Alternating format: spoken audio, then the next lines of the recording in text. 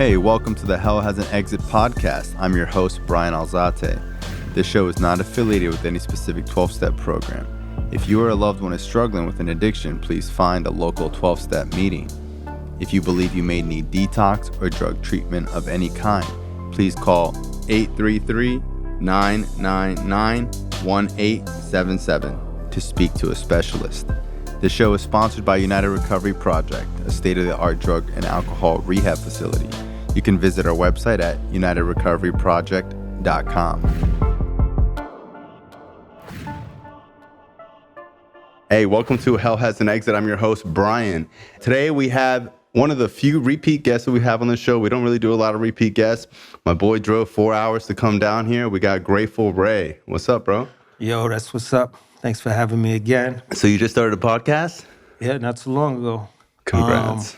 The Rock Bottom Highway. Rock Bottom Highway? Hey, check it out. Is it mainly like addiction stories? It's funny because it started out to be something like that, but then the name is so broad. Yeah. It's like Hell Has an Exit. Yeah. It's kind of like, I don't know if I want to limit it to that. Mm-hmm. So I haven't kind of decided. I've been thinking about other names just in case for like a recovery podcast. Yeah. I mean, I think it's dope to be able to do whatever. You know what I mean? So it's like, if I was limited to it, I do 99% addiction stories just because that's so easy to find. You know, I could do gang members, you know, I've done Holocaust survivors.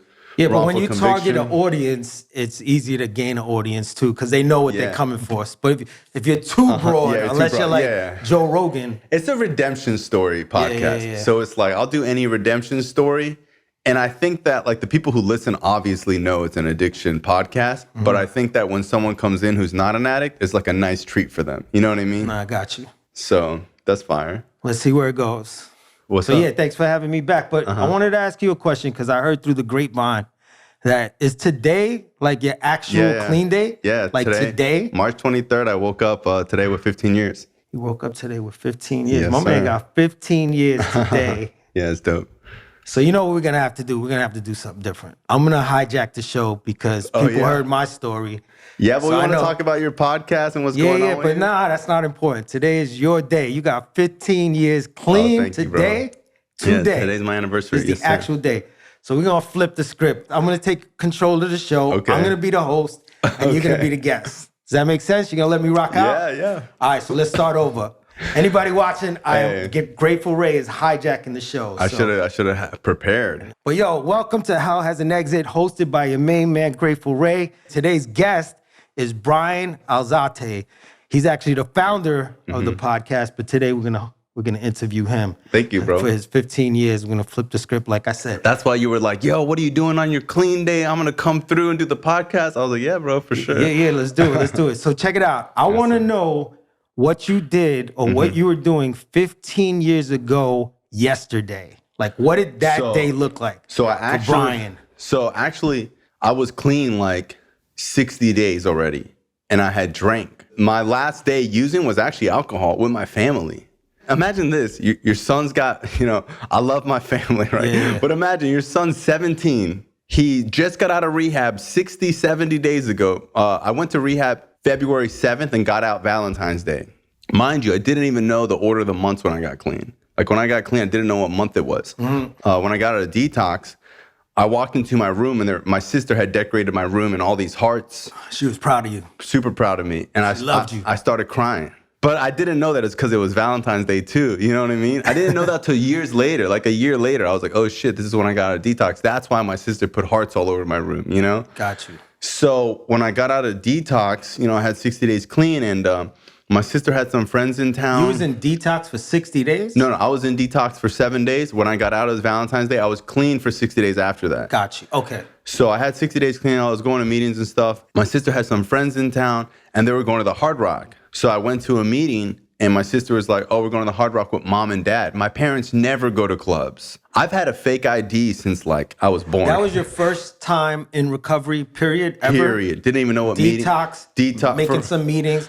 60 days clean, going to the Hard Rock.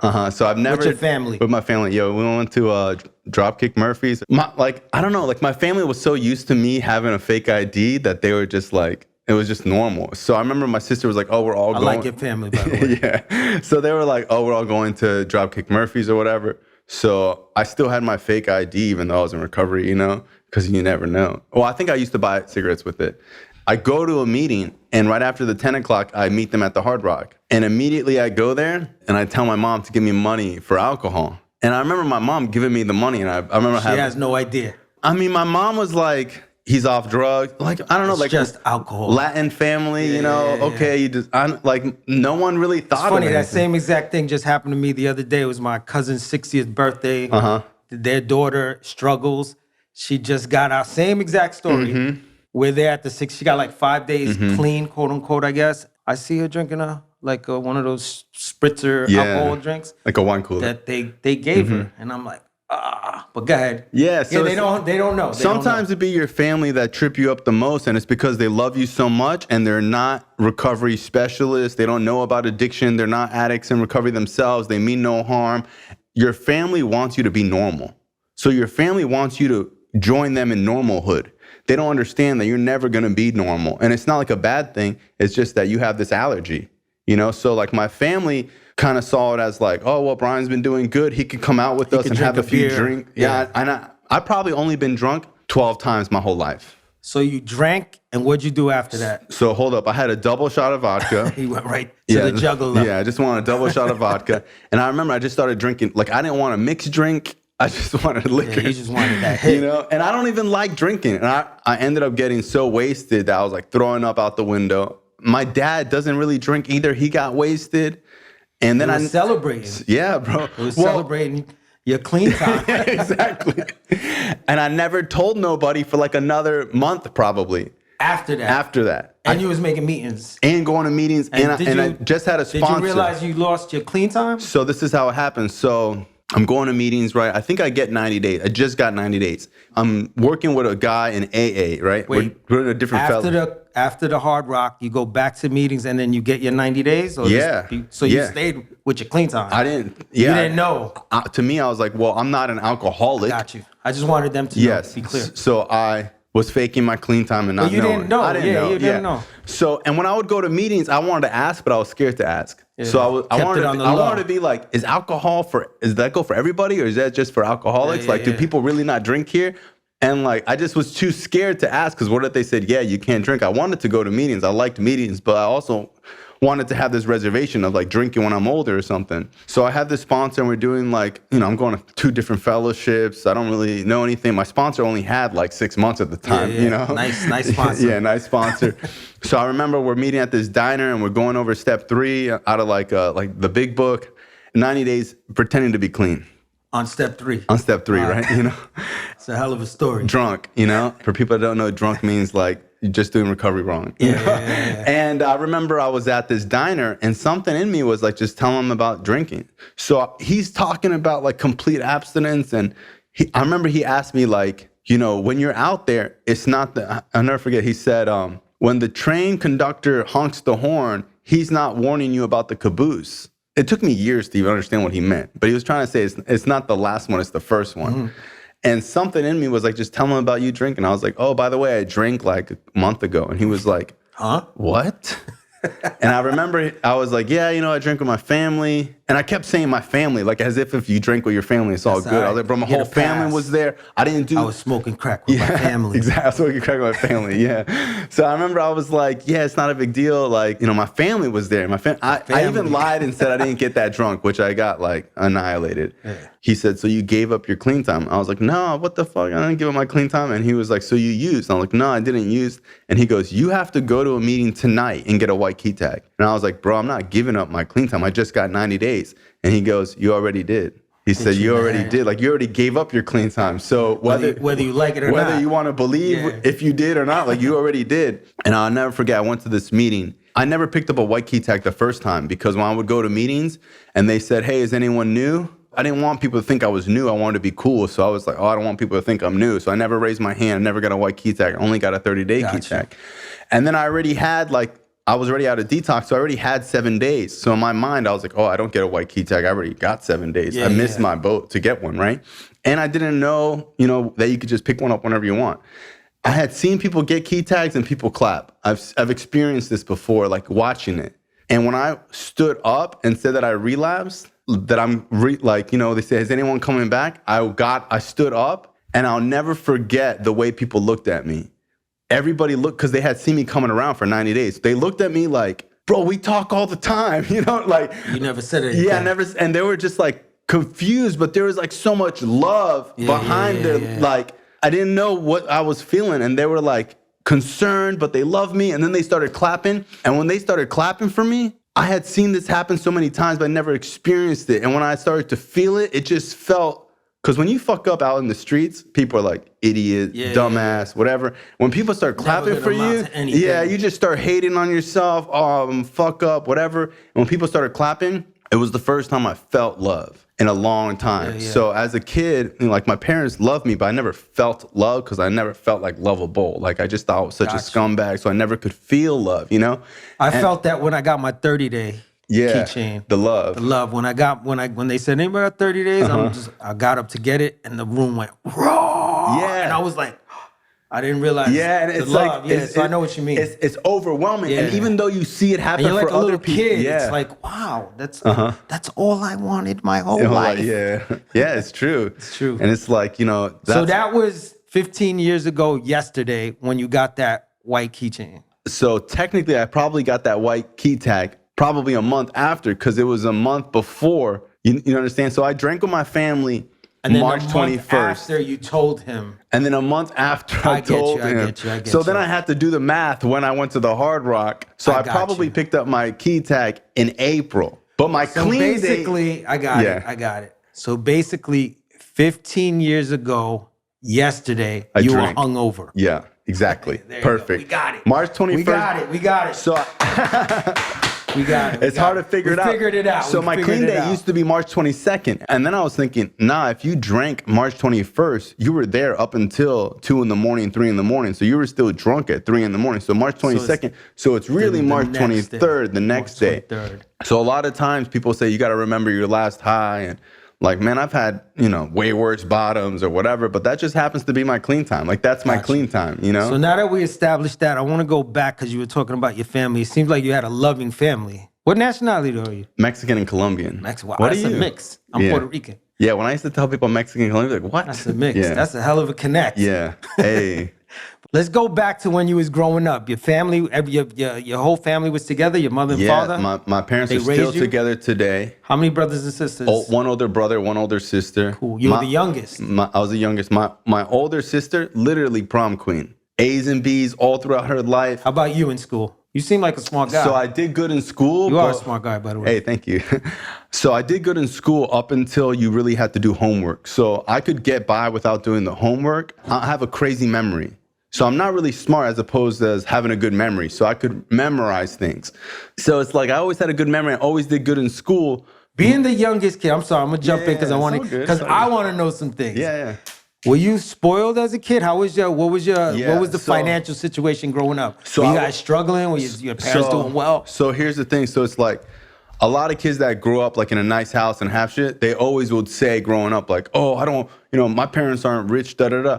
I had so many friends it was very obvious that they didn't have money. Like a lot of my friends lived in trailer parks. Yeah. They lived in homes the size of our living room. You know what I mean? So it's like I had friends that were like really broke. So like So you would say middle class or above middle? I would probably say like upper middle class. Wow. That's not bad for So my Puerto parents Rican are both and a Colombian back in what? Mexican, Colombian. My parents are both immigrants. So my parents are What did they do? My mom literally came here and like picked fruit and stuff when she came here. Like my mom was the first person in her generation to graduate high school. My mom was like a super hustler. My dad always did like random entrepreneur shit, restaurants. He always had like some idea, but they would always go bad. Gotcha. So like by the time you was a kid, what were they doing to afford you this? My dad was doing like upper middle class real estate lifestyle. Sales, any type of real estate sales. He did life insurance with my mom. My mom sold life insurance for like 30, she still does, like 30 years, And my dad would always do some type of sales commission-based jobs, right? But the thing is that even though I grew up with like a nice house and dope cars outside, I know now that even though it looked like a stable financial home, we had conversations that you shouldn't have with your kids. So like, as an adult, you should never tell your kids that we're struggling with money. You should always just be like, it's all good, it's all good. Yeah. my whole childhood. Thanks for telling me that, by the way. Hey, for my kids. You know, so it's like, you know, you don't want your kids to worry about finances because they can't do nothing. Do you remember worrying? My whole life. Yeah, wow. Because my dad would get paid lump sums and blow it. Feast or famine. Feast or famine. Exactly, Feast bro. or famine. Feast or famine. I can relate. Am I your dad? Hey, what's going on, bro? We got to do that 23andMe. That's my life. Okay. So feast or famine, exactly. So my dad would get paid a lump sum. He'd go by, and like my dad never knew about credit. My dad never financed. He didn't believe in credit cards. He bought everything in cash, you know. And then like he would flex. He would go spend all this money. He would be all in a good mood. And then I saw how money changed his mood.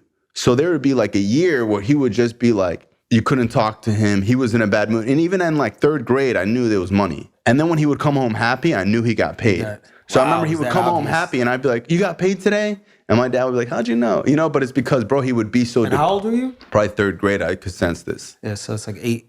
Yeah, so like 8 years old, I could sense that that money was his mood, you know? So did that feeling transfer over to you? Like, do you feel like when you were growing up, you felt more confident when you realized there was money? And did you feel more nervous when there wasn't? Well, one, having money growing up isn't cool. Growing up, being on the bus, and kids used to see where they drop you off.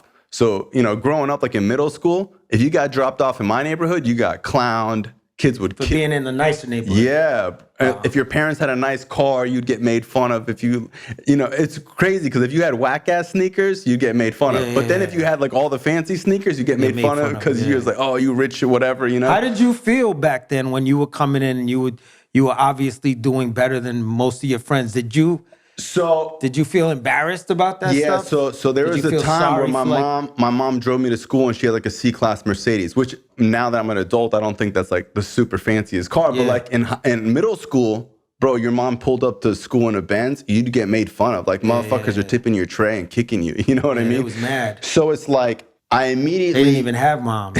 Exactly, bro. You know, so it's like, you know, and then it's like I had friends who lived in the same neighborhood in a similar house, but their mom just had an Acura. And like they would make fun of me because my mom had a Benz or something, you know? I always was the cool kid in school. So even though people would make fun of other people, I would do whatever I had to do to impress the kids of lower income, and I befriend all of them. And they'd be like, yo, yeah, Bryan lives in a dope house, but like he's not a pussy. You know what I mean? Like he's not soft.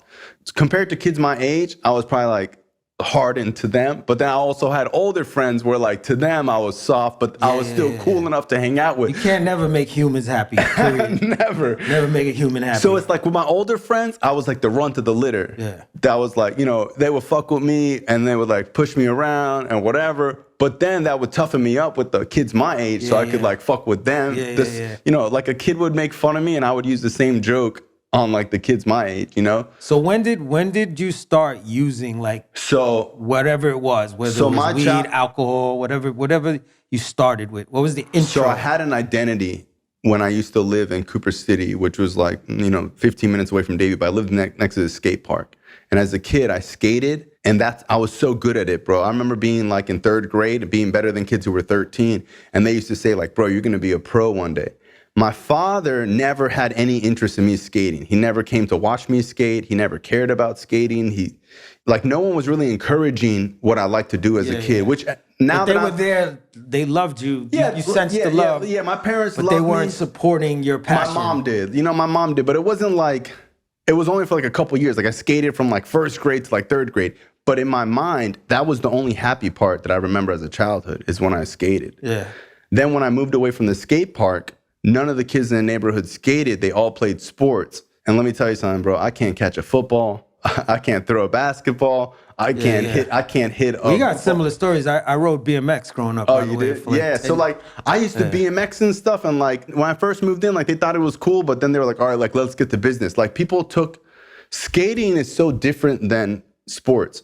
Sports is competitive. It's like, yo, we gotta win. Yeah, skating when you is skate, it's like creative. It's like, and you're competing against yourself. And people are trying to help you. So people are like, yo, like I'll show you how to kickflip. Them being young, people are like, yo, you're good because you're so young. In sports, it was like, yo, catch the fucking ball. We need to win. Yo, I don't want you on my team. So I remember being last to get picked. I would get tackled by like the older kids as hard as possible. So you transitioned from skating into other sports, and you didn't have that. Dude, I used to pretend to be asleep so they wouldn't come and grab me to play sports. Yeah. And they used to jump on my bed and hit me and be like, "Wake up, motherfucker, we're gonna go play football today." And I'm like, "No, I don't want to." They're like, "You gotta play because we need even teams or some shit, you know?" And then I would just get beat on and made fun of the whole time.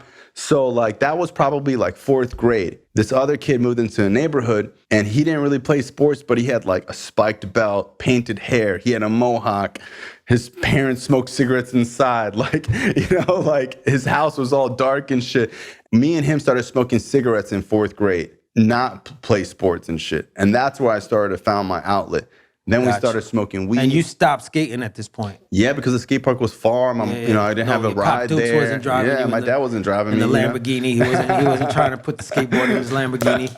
He definitely didn't have a Lamborghini, but you know, he had like a nice car. I'm messing with you. I know. But it's like my dad was so career driven. Now that I have friends that are adults, like I don't think my dad was like a bad dad, but I see my friends with their kids. They're spending hours and hours and hours, days, the whole weekend with their kids. So you think all that led to like when you used that? So when I first used, it was like, this is what I'm good at. Yeah. And like I get into things. When I started smoking weed, I wanted to know how to roll weed. And then I wanted to know how to make a bong. And then I wanted to know how to get like a pipe. Yeah. Then I wanted to learn how to sell it. Then I was like, oh, if I buy a quarter, I started to figure out all the prices. If I buy a quarter, I could sell, 2/8 and make my money back. And then I would scam kids that didn't know shit. I would take out, in 5th grade, I used to buy like a quarter of regs, maybe like a half O of regs. I was always a people person. So I always was able to get like a connect. We used to get like hydro regs, which was like regs with very little seeds and it was a little fluffy. Like $100. Yeah. And then I would pop out the seeds and I used to put it in orange peels and I used to put it under a lamp and I used to sell it to kids as like crippy.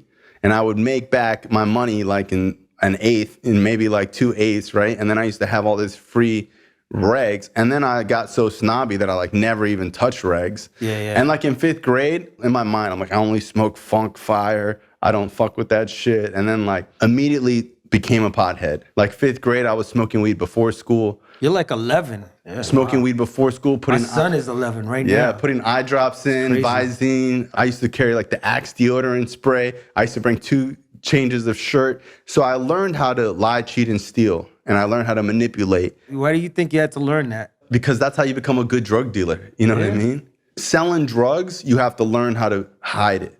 Doing drugs, you got to learn how to hide it. So I learned how to hide. And then like the older kids would try me.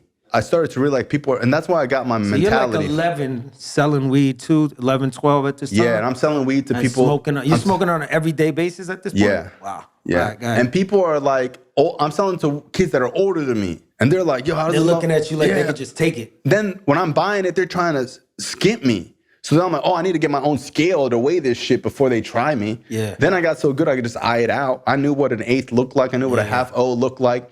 I remember like one of my older friends would skimp me and I'd be like, yo, why'd you do that to me? I thought we were friends. And he was like, well, someone skimped me and then I'm going to skimp you. So that's just how that's how it works, And then I was just like, all right, bet. Next time I'm going to fucking weigh that shit out in front of you before I give you the money, So then Where is this? Where did you grow up? Like right here, like Davie. Oh, wow. Right. Like right here. So it's like, this is your stomping grounds. So then like those same kids who were older than me, who used to like clown me at sports or whatever. Now I'm in 7th grade. I've been selling weed for like 2 years. I got it down to a science. And you haven't tried anything else yet? You're just smoking weed? So 7th grade was like my college, right? Mm-hmm. I was going to parties, going to keg parties. I was sexually active. I was like the coolest kid in school. I got a little gold chain. I got 13.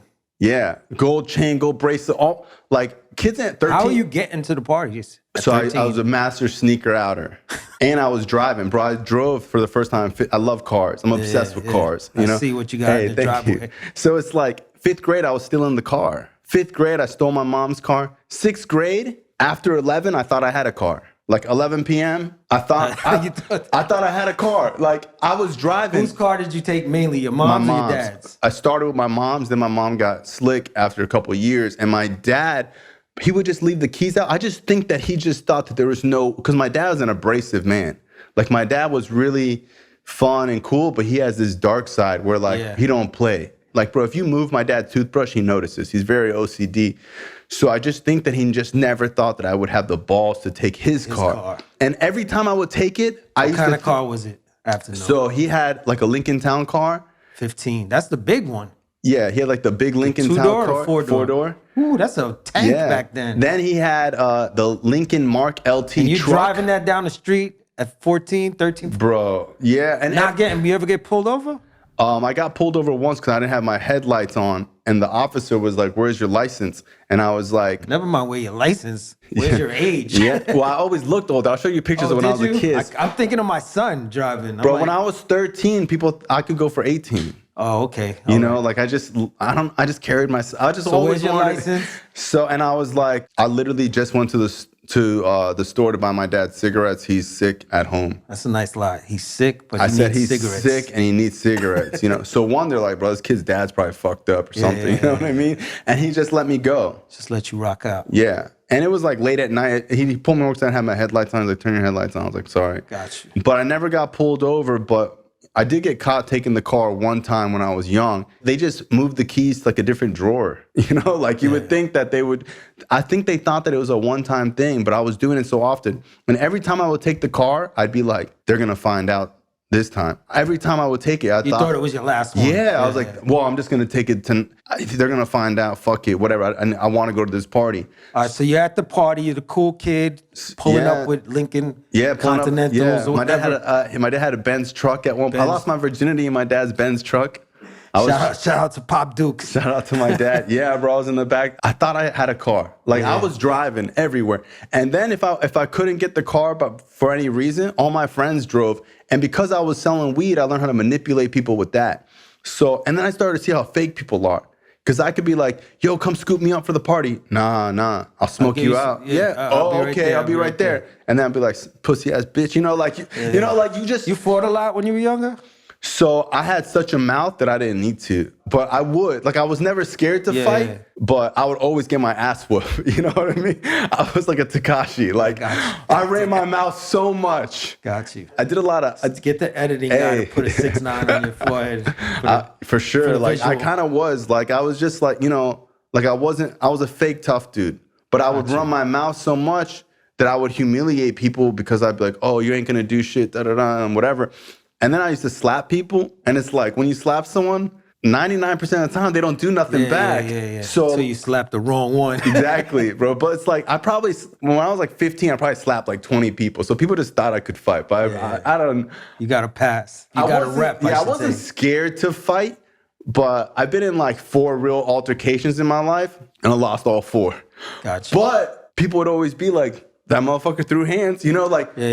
This one time I got my ass beat at a party by like some kid who was like way older than me, way bigger than me. And after he beat my ass, someone was like, bro, you know Bryan's 13? They were like, what? Because after I got my ass beat at the gas station, we went to the party. Everyone was like, yo, that kid was wild. I can't believe he fought him. He was talking shit. Then the kid who whooped my ass like gave me daps and was like, yo, you're So you was earning stripes. People never saw me as like a pussy or a clown. You know, I always hold myself, but I wasn't, deep down inside, I wasn't a tough kid. All right, so let's get back to the road to your rock bottom. So then you was at this party. I'm assuming this is the first time you used some other type of drug? Is that where we were going? So this is what happened. So I'm selling weed. In 7th grade, man, I thought I was God, bro. Every girl in school wanted to holler at me. I'm hooking up with older girls. You're like a little rapper. I thought I was Pablo Escobar. I started listening to Young Jeezy. Crazy. I had a blowout and a double tape. Like I thought I was thugged out, you know. I was selling weed in school. Me and my boy had just threw down for like a half-o, and I would sell half of it and make half or whatever. I got arrested in school for the first time with weed. We were smoking in the boys' room, and like. Shout out to Motley Crue. Hey, shout out to Molly. I love Motley Crue and Nikki Sixx. I'm reading their book right now. I just read both his books. Crazy. Oh, really? Yeah. Yeah, I read first the heroin. 21 and the heroin Diaries. I read Heroin Diaries when I got clean. I'm reading The Dirt. I had to read it in pieces because he goes in too much. He's crazy. Like, yo, let me I love love him so much. Yeah. But go ahead. That's what's up. I didn't realize real quick that he was the brains behind Motley Crue. I didn't know Yeah, that. because a lot of times the Brains is always the lead singer. Yeah, that's what I would have assumed. He was putting that shit literally the together. brains. Yeah, Well, let's go. That's I a love whole Nikki nother Sixx. podcast. And so I get arrested in school, and like my dad's strict, but he used to always let me slide. When I got arrested, bro, I saw a whole nother side of him that never went away up until probably like 2 years clean. This dude was not playing. He was like, I'm breaking everything. I'm taking everything. You're not fucking your life up. Screaming, yelling, breaking furniture. Like, drugs brought out the worst in me and also brought out the worst in my dad. Yeah. And my dad was not playing, bro. It was like, dude, That's how much he loved you, though. yeah, he was just like, and I thought he was the crazy. Colombian? Yeah, from Medellin. Yeah. Like my dad's cousin was like killed in coke deals, and like his family wasn't like, to him, he like sees where drugs goes. He's not like, my dad's not naive. Yeah. My dad was like, bro, I see where you're going. escaped it already. Yeah, He don't want you exactly. He was jumping in. like, bro. And then my dad was like, motherfucker, I grew up in the fucking jungle with nothing on the fucking dirt. Yeah. We had dirt house, bro. Like, how are you fucking your life up with all this resources, Well, let me ask you a question. Why do you think you ran to all that when you had It's like, everything you needed, really? bro, there's something. If you had to name it in like a quick sentence, why? Bro, it was like being a character in a movie. So You were getting something out of that you wasn't getting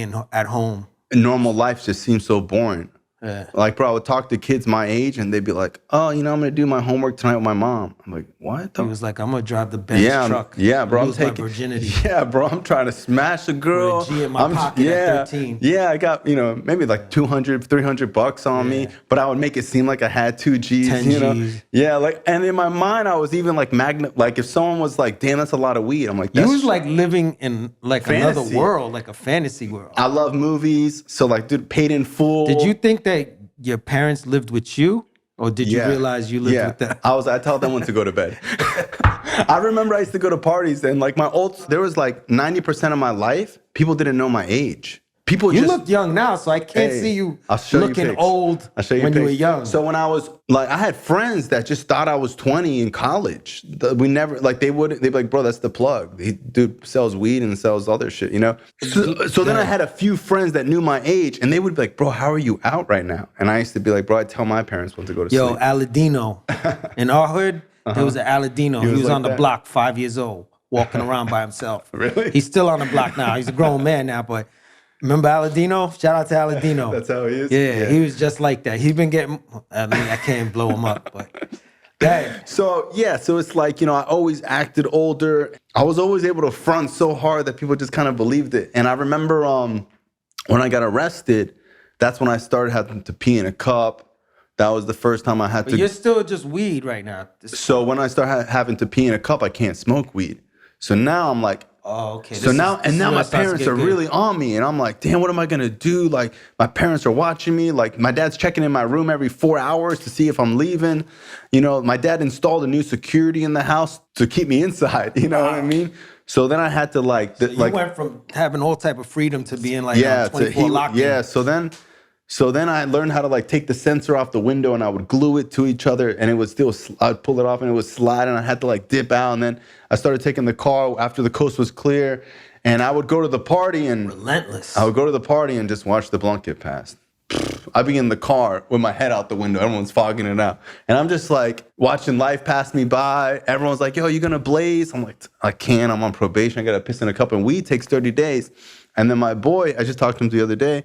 He was at my house. It's crazy, bro, because even though I grew up in a big house, I grew up in a nice neighborhood, a gated neighborhood. I grew up with other friends that came from nice houses. I also had friends in Davie. It's bro, you can have $1 million homes and then you can have trailer parks. Yeah. And we're all friends. Sometimes we'd rob the kids in the trailer park in a Benz, and they'd be like, bro, what is up with these these rich Something wrong with kids? this These rich kids are crazy, because we had something to prove, we were just we were just bad kids. At the private schools, some of the private schools were way worse than the public schools. So my boy comes over and he left with my brother somewhere, and he's like, I left something in your room, don't touch it. I was like, what'd you leave in my room? He's like, I left it under your computer desk or something, don't touch it. So I go and look at it, and it's it's a gram of coke, and it was garbage coke. It was rolled up in a ball. Like he had cut it and like rolled it. I'd never seen that before. And you haven't tried coke? Never even seen it. And now I was like perplexed. Like, what is this? Like, what is this? 14 now? 13 still 7th grade. So then he was like, it's coke. So then I was like, yo, like, how much is it? Bro, he said $40 a gram. I was like, $40 like, how do people, like, what? I thought, how do you even buy this? And I only had like 20 bucks. I'm like, let me get it. And he's like, oh, you want a dub? So I started to learn like the lingo. I was like, what the fuck's a dub? He's like, I don't even sell dubs. I only sell grams or up. And big time. So I was just like, what, bro? So like, bro, just sell me a dub. And he was like, nah, just buy a gram. So I think he fronted me a gram. I owed him 20. And he taught me how to snort it or whatever. And I remember I had You're in your room by yourself? By myself. Snorting for the first time? Yeah, my parents are home probably watching American Idol. You know what I mean? I snorted up in my room. I'm playing Grand Theft Auto San Andreas. It starts to get late. I did it like instantly, pretty fast. And then I called him like, yo, that shit didn't do anything. He's like, what do you mean? I was like, I didn't really feel anything. He's like, how? And I was like, I just played Grand Theft Auto all night. He's like, that's kind of what it does. Yeah, it just I'm like, that's all, because I had, so up until that point, I had done mushrooms, I had done weed, I had drank, and all those drugs like fuck you up. Yeah. Coke, you're kind of the same person, just sped up, you know? Like, especially if it's garbage. In the beginning, it wasn't really anything. And then I was like, this is Coke? It was so in my mind, I'm like, good. You would have been stuck that first time. If it was good, I would have been like lockjaw or some shit. And it's like, but even Not at that any point, cocaine is good. Exactly. Just for the record. But it's like, even at that point, it was like, you're still in control, you know, like you still know where you are. You know, maybe when you get like zooted, you might not, but it's like. And anyway, when I used cocaine and harder drugs the first times, it really didn't do a lot to me. If anything, it shattered the illusion that I can't believe I thought this was so bad. It didn't seem like that big of a deal. Nothing. So then I get into Coke and I learned how to sell it. And then I learned how to cut it. And then I was like, because I thought it was so expensive, but then I learned that you could buy an 8-ball for $100. And then I was like, well, you get an 8-ball, you cut 1.5 grams, you get like 2.5, you make your money off that. That's like $100 right there. Then you get a free 1.5 grams. So then I was like, well, that just became my thing. I'll buy an 8-ball, cut it, whatever. I try to get people to do Coke. And like with weed, when I got people to do weed, they were like, you're the man, whatever. When I started getting people to do Coke, they were like, nah, bro, you're bugging. Like, we're not doing Coke, you know? Yeah. So then I started to be like, oh, you guys are a bunch of herbs or whatever. You had to find a new group of friends. Yeah, so then it's like when you go to a party, man, there would be like keg stands, blunts. I've been to parties where there was like catered by Wendy's. The parents are there. I'm going to keep Jaden out of Dave. Where's this? Where we live? Davey. You don't want to go to Davey, bro. Jaden's not going to Davey. I remember there'd be like nitrous tanks, people doing nitrous on the front lawn, you know, cars all over. But then upstairs would be the kids who do Coke. And it'd be like the kid who owns the house, you know, his parents' house, the kid who owns the house. It'd be like 3 of the hottest girls there. And then it'd be like the dope boys. You know, it'd be like, we'd be bagging up Coke and doing Coke and like counting money.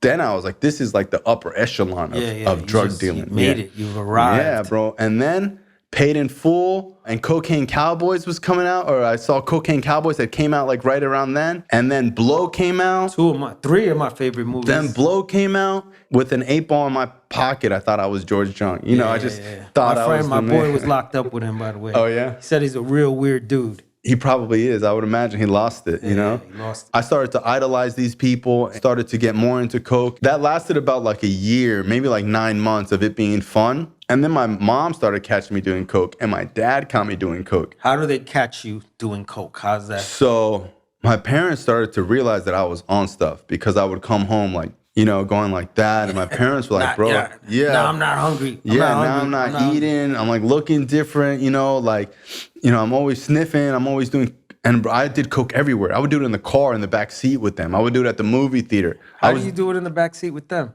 I mean, dude, I got really good at the key bump. Dang, you know, I would do the key bump. Go. You was a Viking. Yeah, bro. This is 14th now? 14? Not even 15 yet. Doing bumps in the back of your dad's truck. Yeah, and he would be driving, would be going to like a family thing, bro. I would do a little bumping. And my dad would listen to music. You know, he had the music bumping, you know. I'd be like, fire. You know, I'd be doing bumps in the back. I'd be doing bumps at the movie theater. You know, a lot of kids that I was cool with started calling me like a cokehead. Close childhood friends who thought I was cool when I was selling weed were like, bro, you're a skeeter now. Now you all skeeted all the time. You know, like, get your shit together. Then I'd be hanging. Anything you touched, you pretty much became went full blown. Even now. Yeah. I don't like touching much, you know? So it's like, you know, I'm an addict. Yeah, you're an I addict. have a for disease of sure. addiction, bro. So it's Did you like eat like 10 bowls of cereal growing up? a million. Yeah, me too. I'm I a used to eat big cereal till I got cookies. stomach aches. Yeah, bro. When I look back, I was like, damn, I was always an addict. I used to only want to eat cookies when no one was around because when I would eat it with them, I didn't want them to look at me like, yo, why are you eating 40 Were you cookies? heavy? Yeah, I was a little chubby when I was younger. And then like as I got older, I got into working out. Even like in fifth grade, I asked my parents for a bench press and I got it. Yeah. So in fifth grade, I was like, They wanted you home. They wanted you home. They do exactly. anything. You know, so you're sniffing, you're doing bumps in the back seat of the car. Yeah, so I friends did are coke calling you. Bro, I would do coke in class. Like that's how cool I thought I was. I've been around for a while. I've never heard this. I haven't never heard anybody sniffing in the back of their parents' car in school. Like my story is verified. There's kids who are like the first time. I know, but it's like there's kids like, yo, the first time I saw coke was 7th grade or history class. Bryan Alzate sat next to me. So then all this time, you still don't even think you have a problem. No, bro, I think I could stop anytime I want. Yeah, you're just living life. Just living life. So then when I start getting caught, so you asked me how my parents caught me.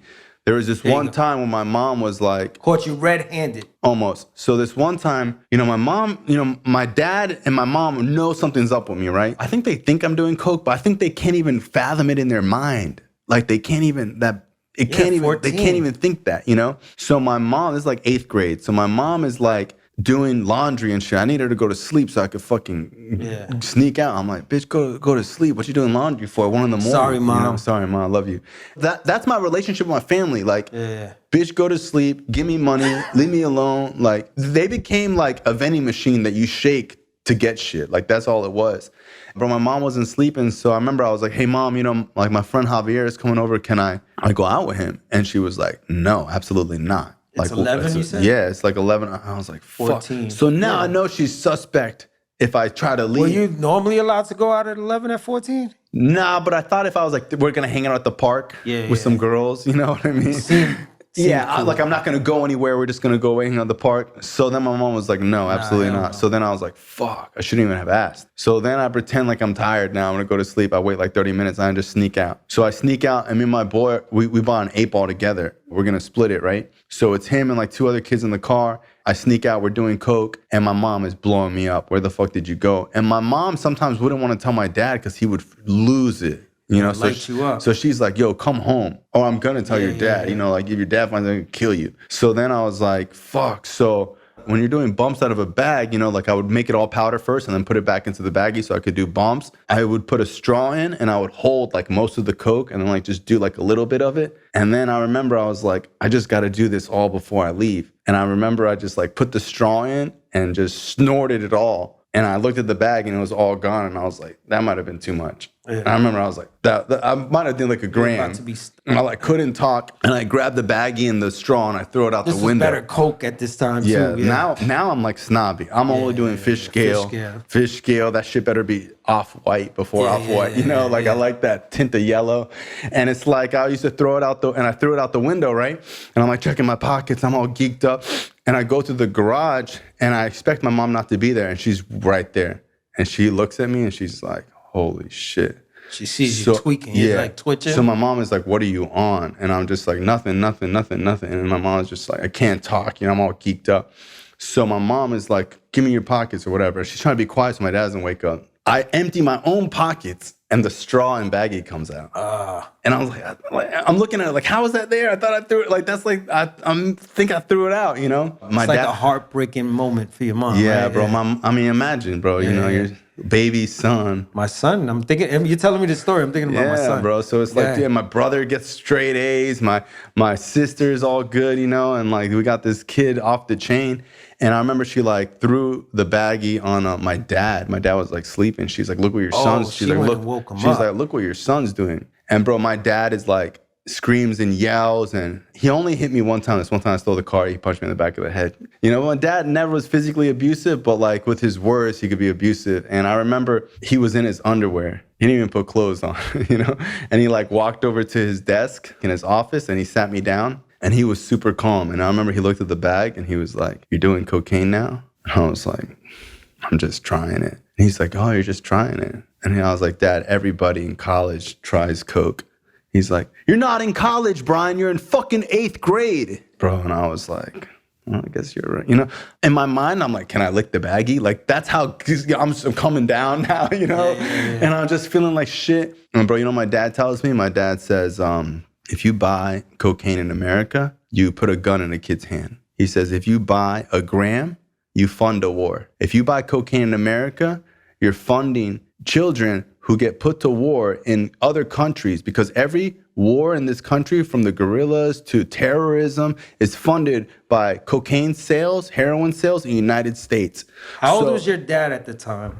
40. So my dad goes, you're funding terrorism. You're funding wars. Me and your mom came into this country to work our asses off, and people label us drug addicts and drug dealers. You know how hard it was for us to not do that? You know how easy it was for me to go sell a kilo when I was 20 years old to make ends meet, and I chose to wash dishes? Me and your mom busted our fucking ass for you, so you can have this nice ass house, so you can have those fucking shoes. And you're over here doing cocaine? Are you out of your fucking mind? What do you think this is gonna lead? You're gonna go to prison? You're gonna be dead? You're gonna become a drug addict? He was like, this is what happens, Bryan. Like, this ain't no Mickey Mouse bullshit anymore. You gotta grow up. Do you remember what you were thinking when he was saying this? Was it penetrating? So I remember thinking, this is so far-fetched. You think that I bought a gram of weed, that I'm fucking funding a war. Like, get the fuck out of here, bro. Like, every one of the... You think I'm gonna ruin my life I because was so smart that I was like, bitch, your clothes is from China. Fucking slaves make that shit. You know what I mean? Like, you could say that about anything, Fucking the gas we use in our car is fucking from fucking Saudi Arabia, Like, that's how I was thinking, And I remember my dad saying, like, bro, we're immigrants, bro.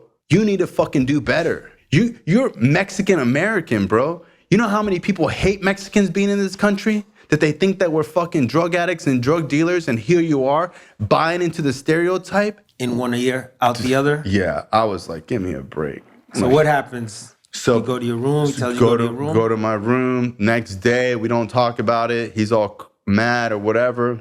And then you think like are you like punished? You can't go out. Yeah, can't go out. Grounded forever. Da da da da. They're taking you to and from school. I would imagine. Yeah, I mean, dude, like 24 hours. And like, dude, my dad was busy, so maybe he couldn't do so much surveillance or like whatever you want to call it. But like, he didn't really know what else to do. He thought like that was enough. And then like, I remember my mom being like, "Are you addicted?" And me being like, "No." Like, "Are you out of your mind? Like, could stop whenever." And then I remember me telling my friends like, I need to chill for a while. My parents caught me doing yay. What? Like, your parents caught you, whatever. I was really good at like working out and then like reading books and like doing good in school, and like maybe a month, like in your mind, this is like a jail sentence. They guard down? Yeah, they let their guard down, and then I'm sneaking out again, doing coke again. I think I got caught again, and then I got caught again. Similar thing, my mom will find baggies in the trash. So when I was done with a baggie, I used to put it in a piece of paper and crumbled it up and throw it in the trash. This bitch went through the trash. Wow. And then I'm like, we love you, Mom. I love you, Mom. But like, that's how I was thinking. Like that's how I treated my mom, bro. And then when she pulled out all the baggies, I was like, who the fuck goes through the trash? Like someone who loves their kid. That's Well, I was like, bro, you're weird. You know what I mean? Not you. You're not. Yeah, I'm not weird. I was like, bro, that's your weird. Your mom's is weird. Bro, I remember telling my mom like, you should work for the FBI. Like my son's phone says Detective Mom. Oh wow. That's how she bro. Is, and it's mom. like, and then like my sister moved in to watch me. Like I didn't even really realize this at the time, but my sister was away at college, so my sister like moved in to like keep handle on me. So your sister and your brother, they're flourishing in life, getting into regular things and regular trouble. Yeah, and they're like, we gotta help Bryan, whatever. And I'm still thinking I'm having fun. You get caught a few more times. And then I actually get drug tested from my dad randomly one day, and I fail for everything. So I had done ecstasy. So at this point, I'm like going to nightclubs. Yeah. I think, bro. How old are you now? This is still 14. What the heck? We need to do a movie. So like Hell Has an Exit, the movie. 13, 14, to me was like college. You know what I mean? Like that was my fun days. So it's like, so now I have a fake ID. I think at 14, I got my first fake ID. I'm going to Automatic Slims. I'm going to the Hard Rock. I'm selling coke. What year is this? This is 2004. I'm born in 1990. And they're just I feel like kids going into clubs is like from my era. I didn't look like a kid, bro. I keep forgetting that. Bro, let me tell you something. I used to go to the thrift store and I used to buy like loafers. I used to wear dress clothes. When I used to go out. You had a beard and everything at that age? Nah, I didn't really have a beard, but But I had like a little gold chain. Yeah. I used to wear like a button. Like when I used to go out, like I wore a button down and I wore like slacks. You know what I mean? And like I was with a bunch of other kids that were like 22, 23. And I had a fake ID. The fake ID didn't even look like me, but it was a real ID. It was my friend's older brother, and it just always worked. Yeah. And a lot of times, like, they just wouldn't care or whatever. And then I wouldn't even go in the club. Like, I would go to the club, and I would just, like, serve somebody up, take a picture as if, like, I went to the club to, like, feel cool. And then I used to be like, let's just go get more Coke, you know? So then, like, I realized that I wasn't really going inside the parties anymore. I would be too geeked up in the car. You know, I remember my boy was like, bro, we're going inside. And I was just like too geeked up to even get out the car. And he left me in the car with no AC because he didn't want to leave me the keys. How old were you when you got clean? 17. 17. So we got 14 to... Yeah. So then my dad finds out that I failed for everything on a drug test because I had rolled. I had done ecstasy. I failed for everything except for opiates. And I didn't even know what opiates were. I thought opiates were opium, like Edgar Allan Poe shit, you know? Yeah. Welcome to the Genesis House powered by the United Recovery Project, located in sunny South Florida. We offer drug and alcohol addiction treatment, as well as a major focus on dual diagnosis. Our addiction therapy programs include behavioral therapy, 12-step facilitation, psychotherapy, life skills training, and more. At our facility, you can expect a low client-to-staff ratio, daily group therapy, weekly one-on-one therapy sessions, and luxury amenities such as volleyball, basketball, pool, chiropractor, personal trainer, yoga, massage therapy, and more. Contact the United Recovery Project today and let's create a better tomorrow. And then he sends me to military school. And then I go to military school. As soon as my parents drove off, I felt like there was a relief, like, because they're watching me crazy now. Yeah. Here, I'll figure out how to get Coke. It out. So on one of my furloughs, I used to get a quarter of Coke, put it in my protein thing. They used to search all my shit. They didn't know that they were dropping the disease off. No, because my parents painted it like, oh, this is our son. He really likes this, and we think it'd be good. But they didn't paint it like, yo, this kid's a savage. Watch him. They should have. They should have been like, yo, this kid's not a good kid, you know? They were saving face. Yeah, they were like, oh, you know, this would be good for him. So my dad took out this loan. And like, so check this out. My dad starts going financially horrible at this point. It's the famine part of it. Bro, so he's pissed off and his son's off the chain. You know what I mean? Yeah. I remember he took out this loan to pay for me to go to school. You know, we're losing cars. So military school. Yeah, we're losing cars. My dad's not able to pay car payments.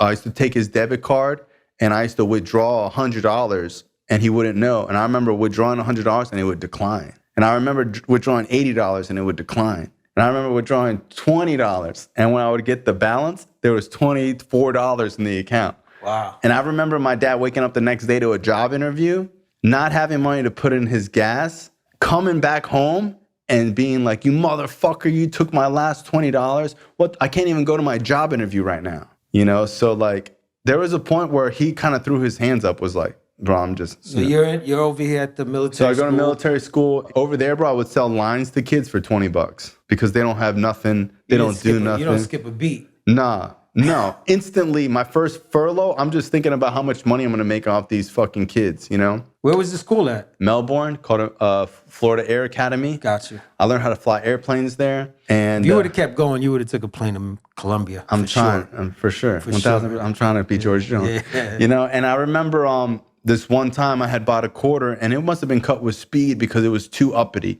Normally with Coke, you would get up and like a little down. And this was just like, I was like, bro, I need to stop doing this or I'm going to do it all. Like, this is too crazy. And I remember I told this kid, Ryan, like, yo, can you get me something to go to sleep? This kid, Ryan Callahan, shout out. He was like the pill connect, real dorky kid, but his like brother was like a pharmacist or something. He would get like pills. So I'm looking for Xanax. And you've never taken a Xanax before? I had taken Xanax as landing gear. So like to come down from Coke, I used to take a Xanax or like a Valium or something.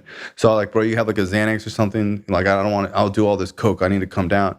And he was like, I have this. And he gave me an Oxy 40 and 2 Roxys. And I gave him a little bit of Coke. And he said, do half of the 30 or half of the 40. Don't do an entire pill. I went to my room and snorted them. Yeah. Snorted the Oxy 40 and snorted both Roxy 30s. I felt more up, but not like a ceiling. I felt up, but like I could talk. You know, I thought I would go to sleep. I was even more up, but just like stable. Is that the Roxy? Yeah, that did Roxy, that? Roxy and Oxy. Yeah, it's like an opiate. Oxy's a downer, No, they're both opiates. but aren't those downers though opiates? So people think that they become downers after a while, but when you first do them, you could paint the fence outside. Gotcha. Like, You know what? You're right. You'll be painting a fence, and then you'll be like, and then you wake up and start painting again. You know, Some of the like guys at the 360 house in New York, when they would first come in, they'd be cleaning the whole house. construction, the walls. bro. Yeah, like you're right. construction's enjoyable. You know what I mean? Like outside labor Opiates feels wasn't my good. thing. That's what it is. So it's like, you know, you would feel uppity, and then there would be like a down, and then you like up again, you know. And I did them, and then like the next day I threw up. Swore I would never do them again. You get real nauseous. Pills were just everywhere. When I'd be coming back home from my furloughs, the same people who were doing coke were just doing pills, selling pills. Everyone's doing pills. I didn't even like them. I was like, bro, I don't even want to do these shits. I would buy coke, and they would give me pills. They'd be like, yo, here, take 2 blues. I'm like, I don't even want. I would do one and throw up. And then my tolerance kind of changed, and then I just started selling coke, and then pills were there. So I started just doing pills because it was like the cool thing to do. And then I was like, well, at least pills I could go outside. Because on coke, I would get geeked up and be stuck, you know? So then I started doing pills as like, oh, well, You don't even realize where you're going. You don't even realize I was like, path you're this on. is like a safer drug, you know? My boy, he was like a couple years older than me, and he was like, yo, I need to take you to this crack house. The fuck? Like, why would I go to a crack house? He's like, I know this guy there who buys powder. And I remember being like, I just was like, it was just like the coke. Like, this is so weird to me. Like, this is like a whole nother world. Yeah. And I remember I went to this crack house, and it was off Shady Banks in Davie. There's nothing wrong with going to crack house, but go ahead. Nah, it was a nice crack house. It had like 4 locks on the door. There was a green 15-year-old kid. There was a green I pool. know this crack house. I'm still 14. Right.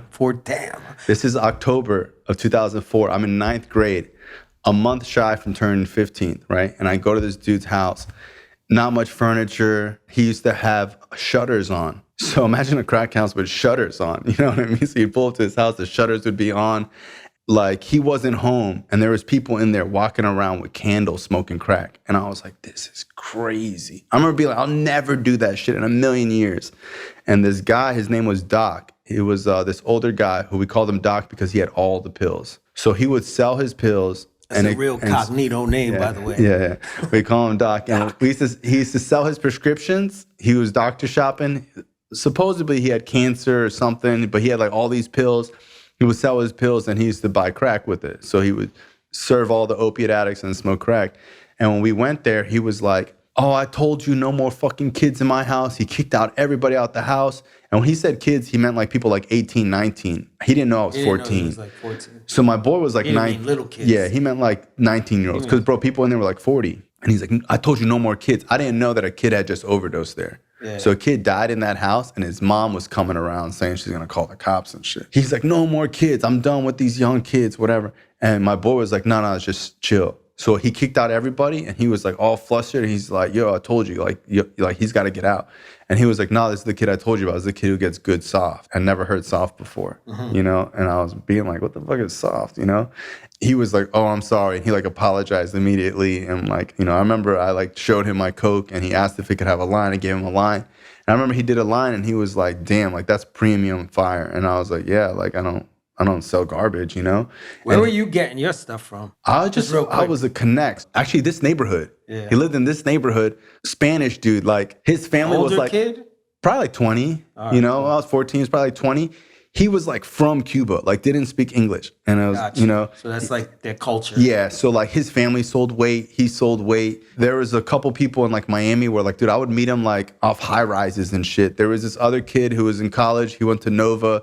He had like fire Coke. All right. So just like older friends of friends, you know what I mean? I was just always able to find a connect, and I always was good at like not letting nobody else get to them. Yeah, I was the same. So I was always good at like pulling money and then copping, and then like not letting nobody meet the connect. Yeah, bro. 100%. So 3 steps away. The dude does the line. So the dude does the line. He was like, damn, it's fire. So he's like, let me buy a gram. So I was like, all right. So I give him a gram. He cooks it on a spoon. And at this whole time that you're using, first of all, are you struggling financially at all? You're just like a 5-star. So I'm able to. So my thing was, I would take money from my dad's ATM card, and then I would roll that money around. So I'd buy a quarter. I'd make my money back and then keep doing it. And sometimes I would fuck my money up and then I would like sell something. So it's kind of similar to Feast of Famine. Feast of Famine. Yeah, So then I would take more money out. But like, dude, there were so many times I took money out of my dad. He's like, he's got to notice. He never noticed for years until he did and he changed the PIN code. Because he was taking it at the feast.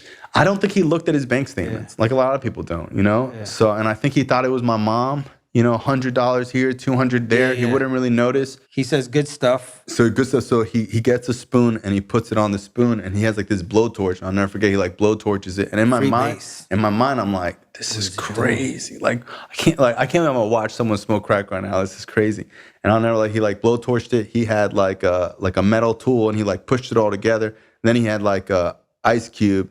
Yeah. For kids watching, don't do this at home. So he had an ice cube and he cooled it down ice cube really fast.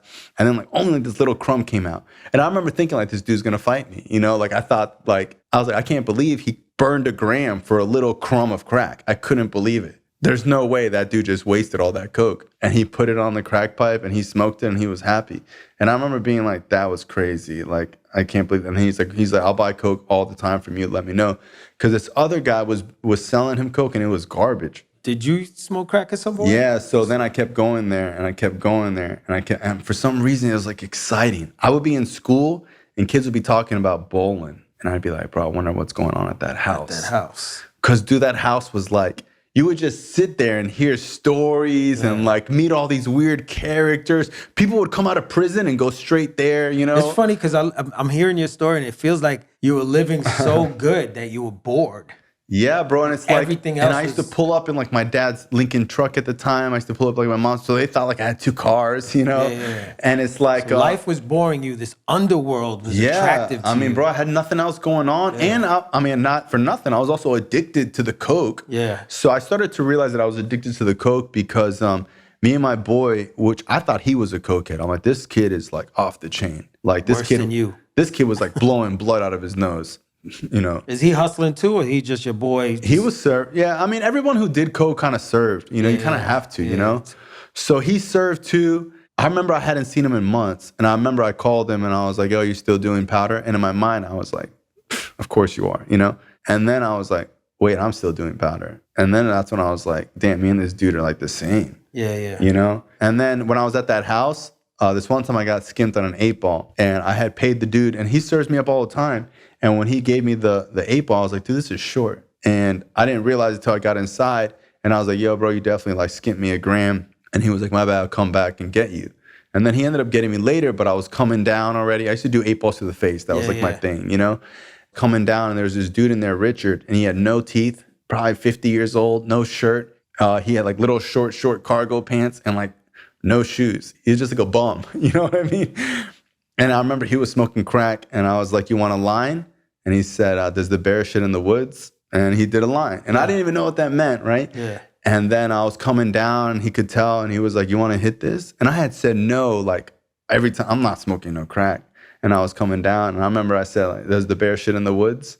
And I smoked crack for the first time. And as soon as I smoked crack for the first time, I knew I would never buy powder ever again. Yeah. I was surprised that the guy did the line after smoking crack. He was cool. He would do anything. I wouldn't. When I would do that, I wouldn't do the powder after that. He was such a junk box. He would snort oxys with us. Yeah. You know, he would do anything. So you take your first hit. Yeah. So then I take my first hit, and I instantly remember thinking like, I'll never buy soft again. And now you're still 14. This is October of 2004. Please say you're 15 at least. No, I turned 15 like a month later.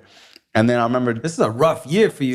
Bro. And I remember Doc walks back in the house, and he sees me smoking crack, and he had seen me be like, nah. And I remember he was like, oh, we got ourselves a little rock star. And that meant like, oh, now he's one of us. You know what I mean? He started giving me free crack and just showing me how to cook it, and he showed me how to make a crack pipe. And bro, that's when I was on crack. Then the pills had caught up to me. Because I'm also doing pills like it's like nothing. I didn't even know how addicting they were. Now I'm opiate addicted and crack addicted. So now you're smoking, then you're taking the pills to come down.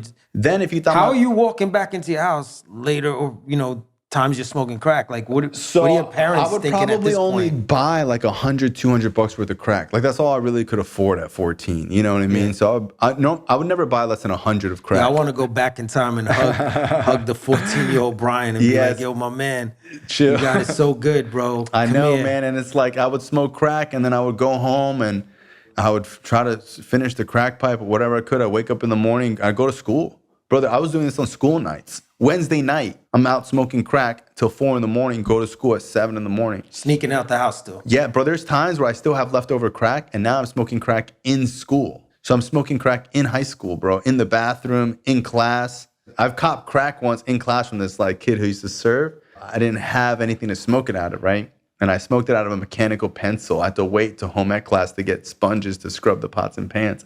And I made a little crack pipe. And I remember I was hitting it in class. And I remember this dude looked at me like, oh shit, this kid is In the classroom? Yeah, bro. I remember I ducked down and I just... You're like a unique person. I took like a little hit and then I blew the smoke into my... I didn't blow the smoke into my backpack. I burped it into my backpack. You know, you keep it down for as long as you can because obviously you're in school, you know.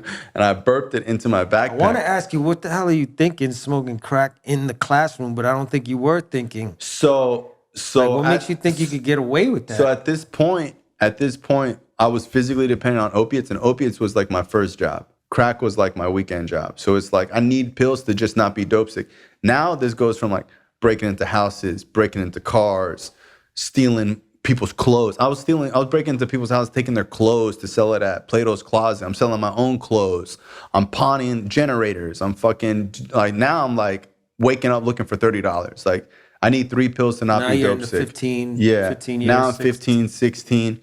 I couldn't get off opiates. Like off crack, even coke. And all your friends who knew you for being this hustler dude, being on top of the world, driving these trucks, now they're seeing a whole nother side of you. Bro, now people are like clowning me. You're not taking the trucks no more, the cars. I would take the car, but I wasn't going to like a party with it. I was like going to cop crack and coming back home. So now I'm smoking crack primarily at my house.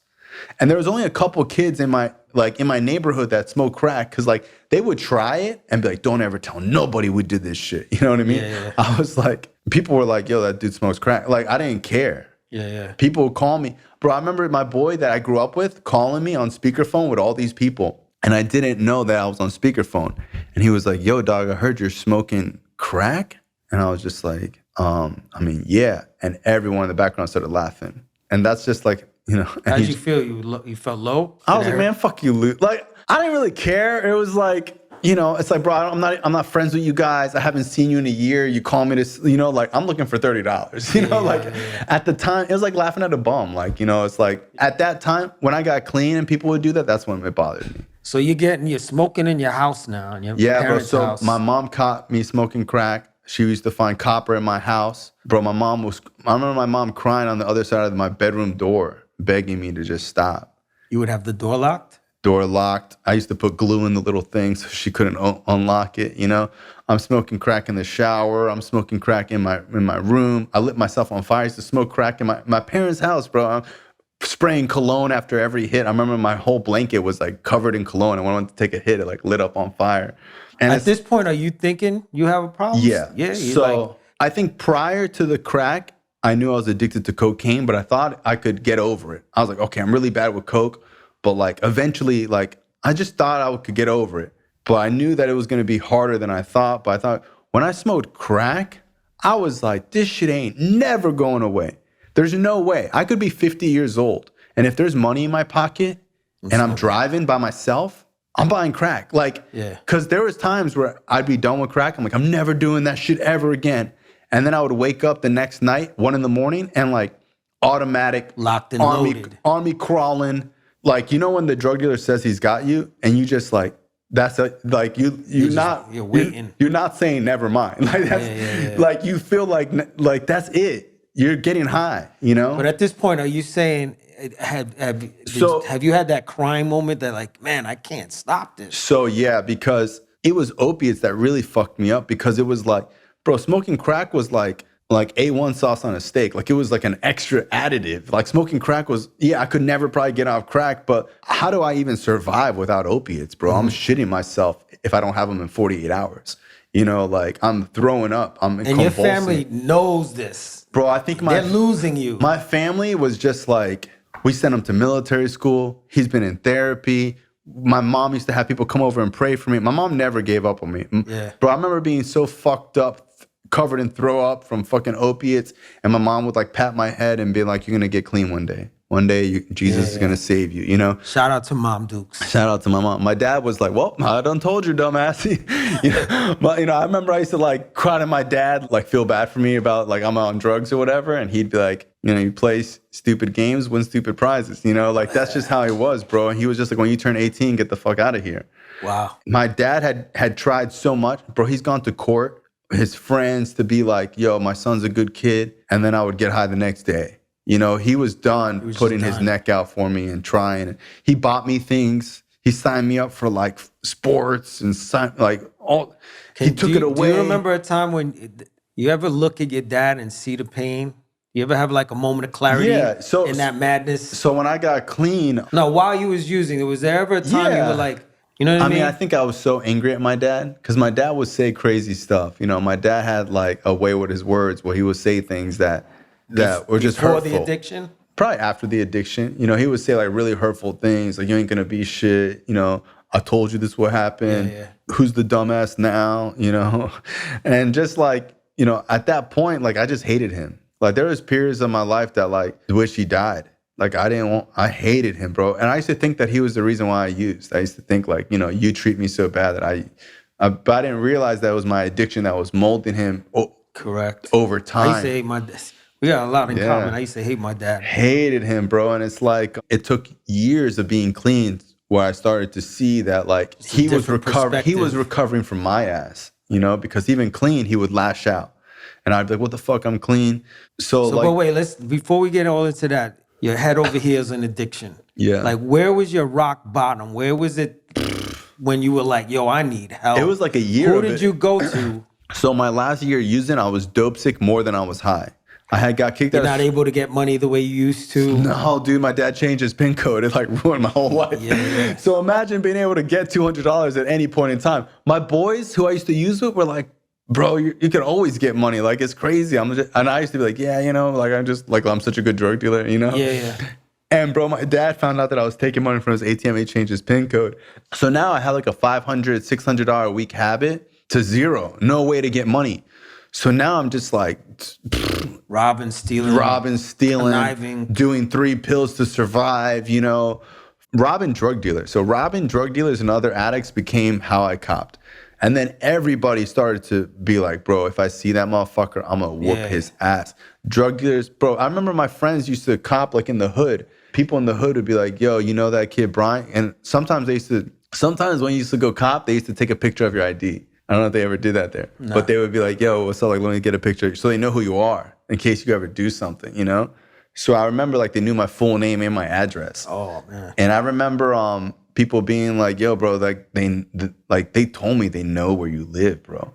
I mean, what am I supposed to do? They're like just not caring. I remember using with my boy and he was like, yo, this dude said he's going to give me $100 if I tell him where you live. And I remember being like, yo, let's do it and split it. Like I just didn't give a fuck.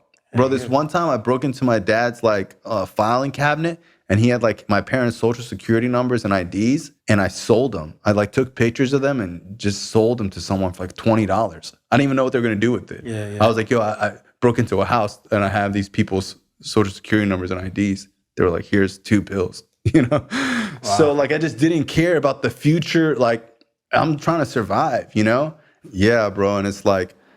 So when was the moment? So my last year was like, I'm going to kill myself or like, I didn't even think of getting clean. Like I couldn't even think, I didn't even know that was possible. Like I never met somebody even got clean. My friends were trying to get clean and they were like way better than me. Like, I had friends that were like, they couldn't even get clean. They weren't even bad. You know what I mean? Like I had friends that like, they'd be like, yo, I don't get paid till Friday. I'm just going to wait till Friday. I'd be like, bro, what are you talking about? Like it's Wednesday. Like, we're going to be withdrawing. And I had friends that would be like, it's all right. I'll take B12 and some vitamins. I'm like, what the I couldn't handle being dope sick. I was such a pussy. Like some people could ride it out. I would be like, I couldn't handle being dope sick, I just didn't think it was possible. And I just thought that I would overdose one day or that like a drug dealer would kill me. I remember going to go cop and praying that like a semi truck killed us or something, or that we flipped in the canal or something. Yeah. I don't think I really even thought about getting clean. I just thought I was going to die like that. And I thought that I just, I thought I took it for granted. I was like, I thought that I was the man, and I ended up being this fucking loser. Like, it was apparent that I was a total loser. I thought I was going to grow up to be someone who was cool, and I just grew up You just accepted it. Yeah, I'm going to die like this. That's it. My dad caught me forging checks. So because I couldn't take the PIN code, I started forging checks. That's why you're so successful today, because you're real creative. Hey, bro, I figure shit out, Yeah. So it's like I started taking I was taking checks from the back of the book. At one point, I called Bank of America to pretend to be him. I would say I forgot my PIN code, which who forgets their PIN code? Yeah. And they were like, okay, we're going to mail you a new one. And then I remember being like, nah, it takes too long. I just hung up the phone, you know? Yeah. I was trying any which way. So I remember my dad caught me forging checks, and he called me. And he was like, when you come home, stay home. And I came home, and I immediately knew, we don't really talk much at that point. And the way he said it, like, something was going on. They were going to intervention me. And I remember I came home. I saw that he had copies of forged checks on his desk. So I knew he knew that I was forging checks. I had one more check left from my mom. They didn't know that I was taking money from my mom, too. I remember I was calling people like, yo, can I deposit this check into your fucking bank account? It won't clear until like the next day, but you get like $100 immediately. I'll give you 40. So think about this. During the end of my road, I used to have to deposit a check, convince you to do it. It was $100. I would have to give you $60 to even agree to it. I would get $40. Then I'd have to call my boy to go cop for me because I had robbed the plug. Give him $20. Give him 10. Yeah. To get 2 pills. And it's just, that was every day. And it's just like, bro, people were like death threats all over my voicemails. Bro, I remember this one time my dad got my phone when I was like sleeping or something and started going through the voicemails, and I woke up looking for it. And I ran in the kitchen. My parents are horrified. They're listening to voicemails. They're like, we're going to kill you, fucking dumbass. Da-da-da. We know where you live. We're going to shoot your house up. We're going to kill you. My parents are like mortified. Bro, I grabbed the phone and broke it in half. So they couldn't hear it at all. And they were like, this kid's off the chain, So the intervention. So we have an intervention at this school. So I'm going to a school for kids who get kicked out of school. Security guard walks you to the bathroom. Kids who get kicked out of school. Yeah, so security guard searches you before you get off the bus. All online classes, single file line. You're wearing a uniform. 99% all black school, And I remember I was there, and there was this lady. Her name was Miss Hope. Her son had died of an overdose, and her son's picture was on her desk. And I remember she used to always say, like, you remind me of my son. And I remember, like, it just never made no sense to me. Like, okay, lady. Like, when you're on drugs, like nothing on drugs, you just can't feel what people are trying to convey to you. Like, you're like, they're like, yo, you're gonna die, and you're like, yo, let me get $20. Like, you just don't feel it, you know. Yeah. I remember we had an intervention. My dad came like, suited up, all serious. He had notes, you know what I mean. I remember I was like, they thought they were gonna have to convince me, and I just started crying. I said, I'm addicted to opiates. And I didn't didn't even know you was gonna surrender. I knew something was happening. No, you knew something was happening, but did you know you were gonna surrender? Or you just? I knew that I had nowhere to run. So like, I didn't want to get clean because I wanted to get clean. I got clean because I had no more cards to play. That was it. So if I had another card to be like, get out of free or give me $20 or a good lie, I had no more lies. I had no more money. It was done. I was in a corner. I couldn't even cop drugs. Like, bro, I had to pay people to take me to cop. And then sometimes they would try to rob me. So it's like, it was horrible. I got beat like 3 times once. And it's like, bro, I beat people. You don't beat me. And it's like, now I'm having to risk giving people money and trying to get collateral. It was just the worst. So you're rock bottom. Yeah. So then I just, I remember I started crying. I said, I'm addicted to opiates. And my mom was like, what are opiates? And my mom doesn't know what opiates are, And my dad was like, oh, this is the Oxycontin. My dad used to send me articles of like people who overdose and die on Oxycontin. Because before fentanyl, a lot of people were dying on opiates. I started crying. And I didn't even mention the crack. I just mentioned, I was so ashamed of the crack, Not the opiates. Not the opiates, like whatever. Like everyone kind of does pills, but like smoking crack was like, it was a dark thing, bro. Smoking crack is a dirty, like, I get it. I understand. And it's like, I didn't want to talk it, and then it's like, there's no crack detox anyways. So that's why I went to my first detox. And I went to a county-run facility, and I remember doing the intake, and my parents were there on the intake. And I remember like them asking me, like, when's the first time you smoked weed? 4th grade. Oh, when's the first time you did cocaine? 7th grade. When's the first time you smoked crack? ninth grade. And they're hearing all this. Yeah, bro. And they're hearing it all. And my dad is just like, and they're looking at my parents like they're pieces of shit, bro. I remember this guy being like, I remember them looking at my parents like, bro, did you guys was he raised by wolves? Like, where the fuck were you guys? Yeah. And I'm saying like, oh, Oxycontin, ninth grade. And I remember them asking me like how much oxys I do and like all these things and how do you get your money and, just asking a million. Then they like asked my parents to leave and asked me if I've been molested and like all these things. And it's like, it was kind of fucked up to say that in front of your parents. Like as an adult, like you don't really have to do that. And I was an adolescent. I was still 17. And I went to this psych ward, basically. That's when I first got like Suboxone. I did my first real detox. I felt so good when I was there. I remember thinking like, this was all in my mind. I'm not even sick. I feel great. I didn't know that. I only felt great because the subs were in my system. Yeah. As soon as the last taper hit me, my mom was trying to get me to go to rehab. Like, you got to go to rehab. And I was like, nah, fuck that. I don't need rehab. I need to just go home. And then the last day, the taper got cut off and I started to feel like, 3 years of opiate addiction hit me. And I'm just like aching and dying. I call my mom, like, I need to go to a rehab. I'm going to get high again. And she's like, I thought you don't need to. I'm like, no, I need to. And then the insurance company said that because I was an adolescent, that they don't have adolescent insurance for rehab. So I couldn't go to rehab because, like, I guess this is how I remember that. Because I was under 18, it didn't cover it, So I was like, what the fuck am I going to do? So I ended up leaving and just going home. And I remember driving home and my dad being like, is this it? Are we done? And I remember being like, I don't know. And my dad was like, what the Yeah, he don't understand. He just like, what do you mean? And I remember I told him, like, y'all need to get a safe. So my mom had a Rolex. And when I was in detox, all I was thinking about was like, I should have pawned the Rolex. Because the Rolex was like, I was dope sick for years thinking about the Rolex. But I knew if I took the Rolex, that was it. That like, bro, Lights out. you're going away. Something's happening, I used to have fantasies about taking the Rolex and getting a flight to Colombia and like doing coke and heroin. And like, I used to fantasize about like, that's going to be the end, hoorah, And when I was in detox, I was like, I didn't know this was going to be the end. I should have took the Rolex. And I remember telling my parents, like, you guys need to get a safe. And when I said that, my dad was like, what the fuck are you talking about, bro? We just got a detox challenge to get a safe.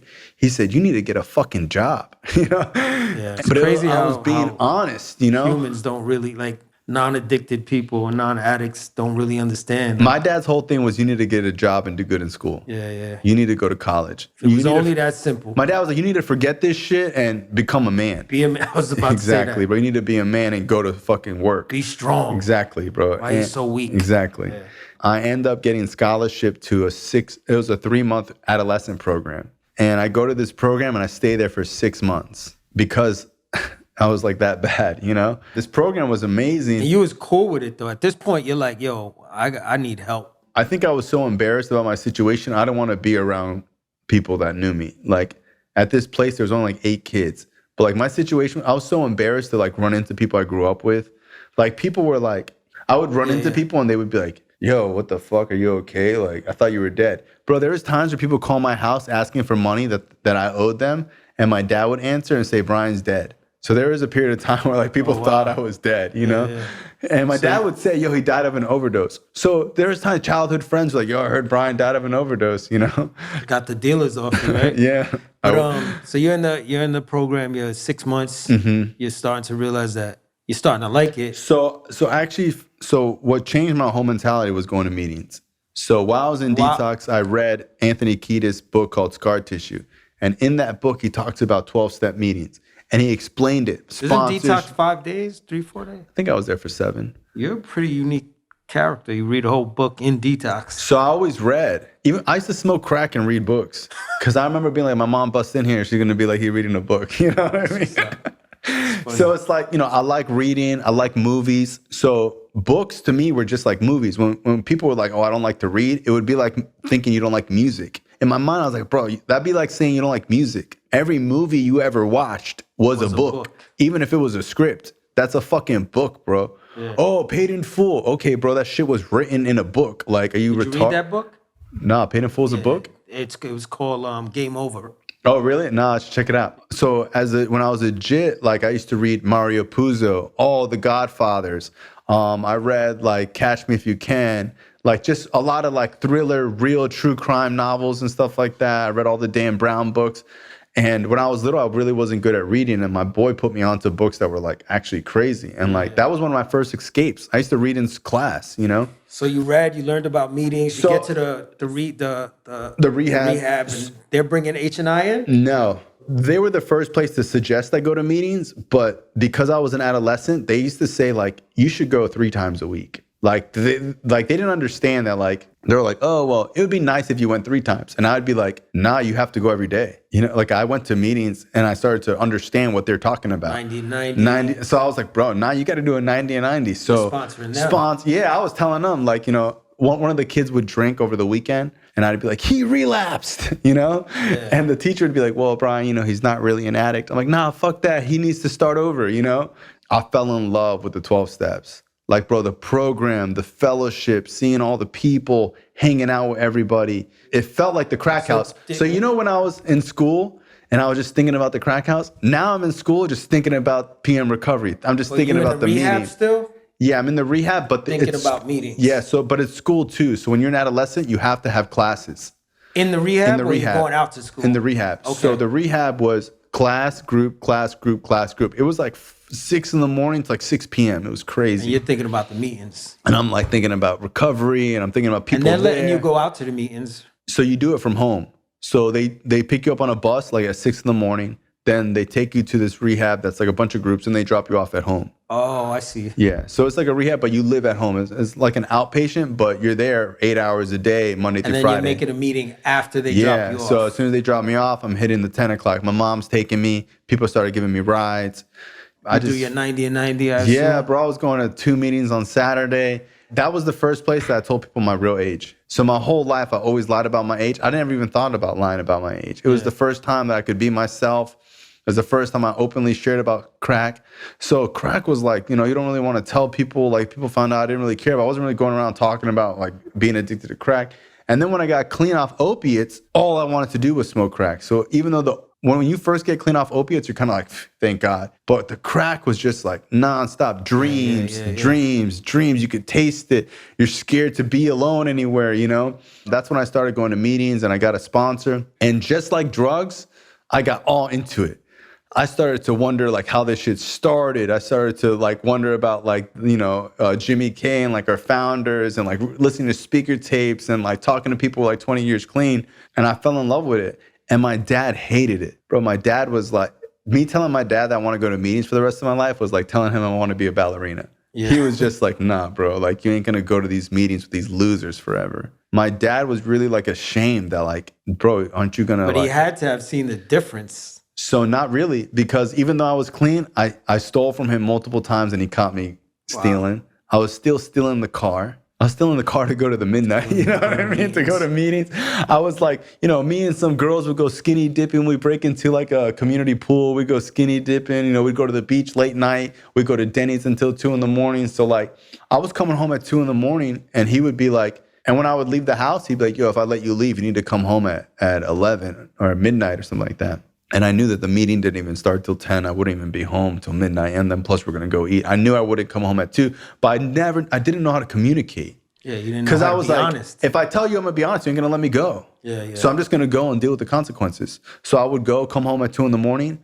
And there was a time when my dad would be waiting for me, yelling and screaming. At this point, he was already in sleep. And in the morning, he would be like... Did he not notice some difference? I think he was tired of getting his hopes up. So did he assume you were just still using? He thought I was using. Yeah. Wow. He thought I was using. He thought I was fooling everybody.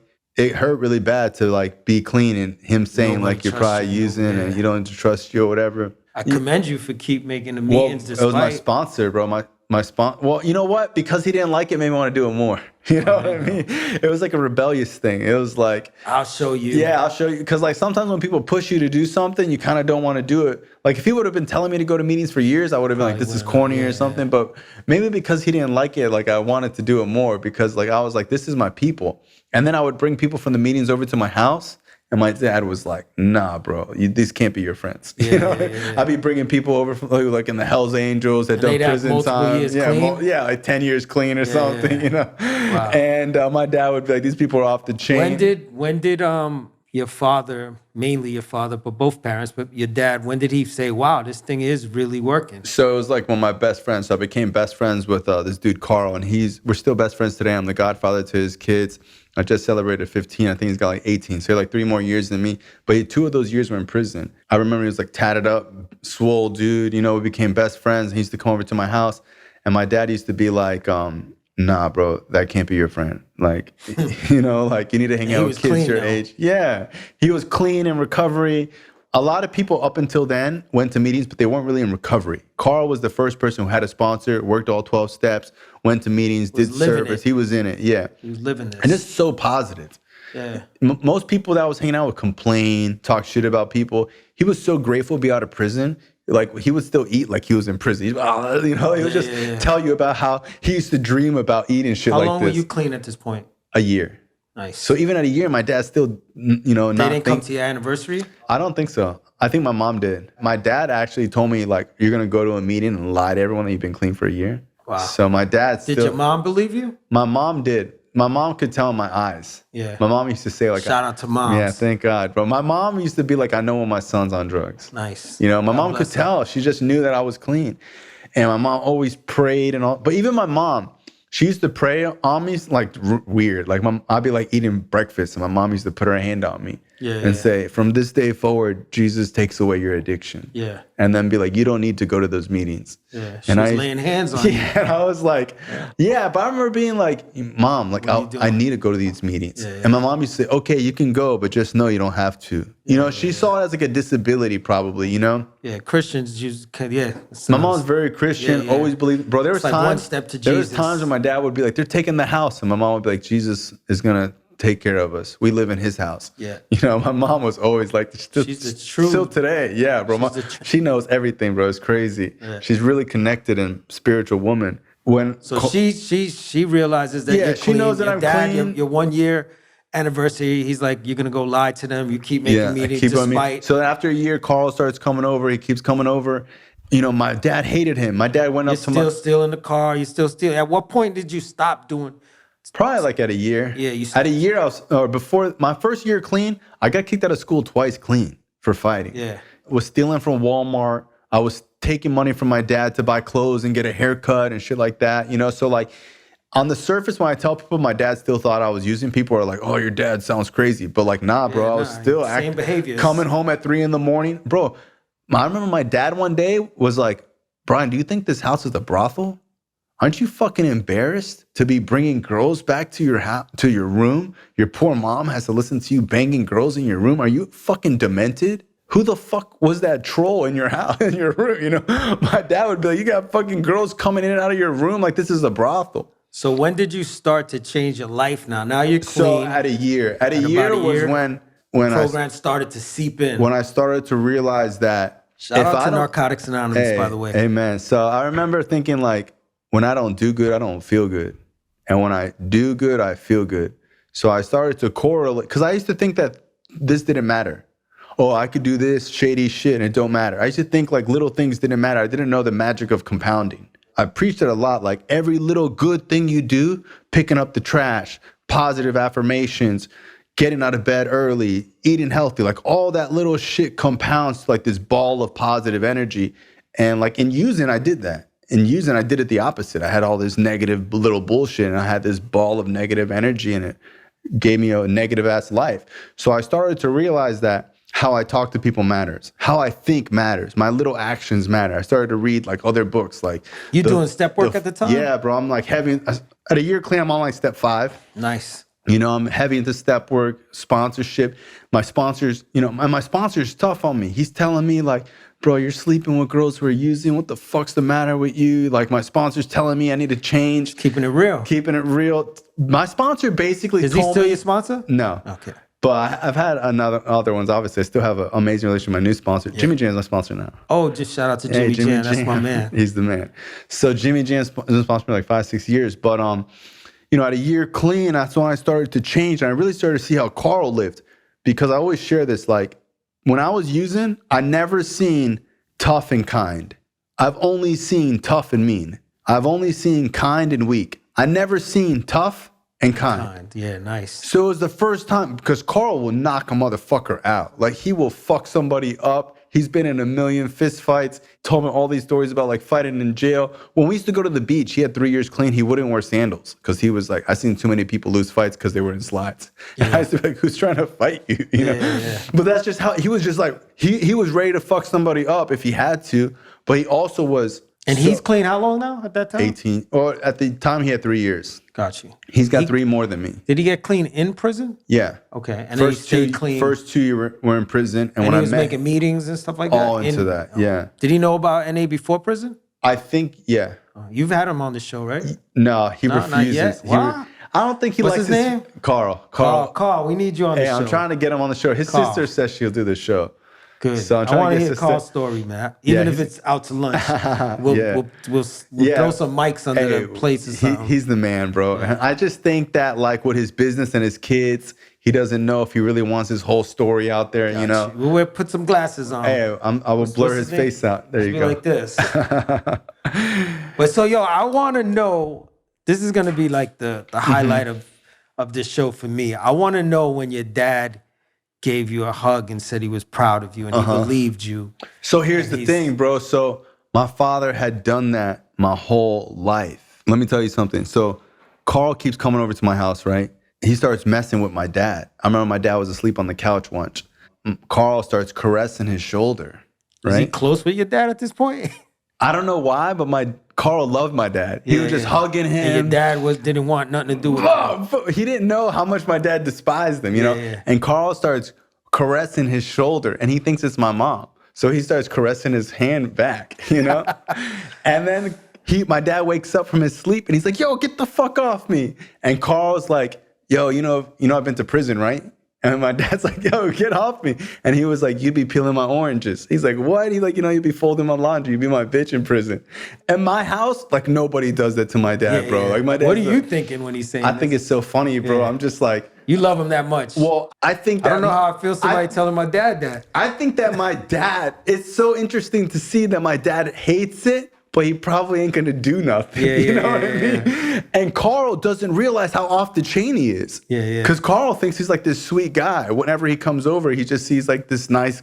He knows your dad about how long at this time? Probably like 3 months. He's rubbing his arm 3 months later.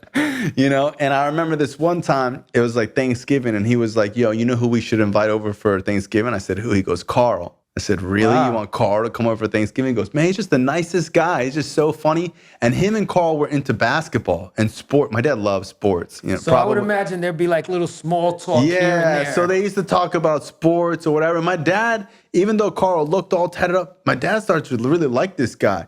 And my dad used to start to think like, you're in good hands if you were Carl. And he just thought he was my sponsor. He wasn't my sponsor. He just assumed in his mind that I was under his wing, So that's when he started whatever.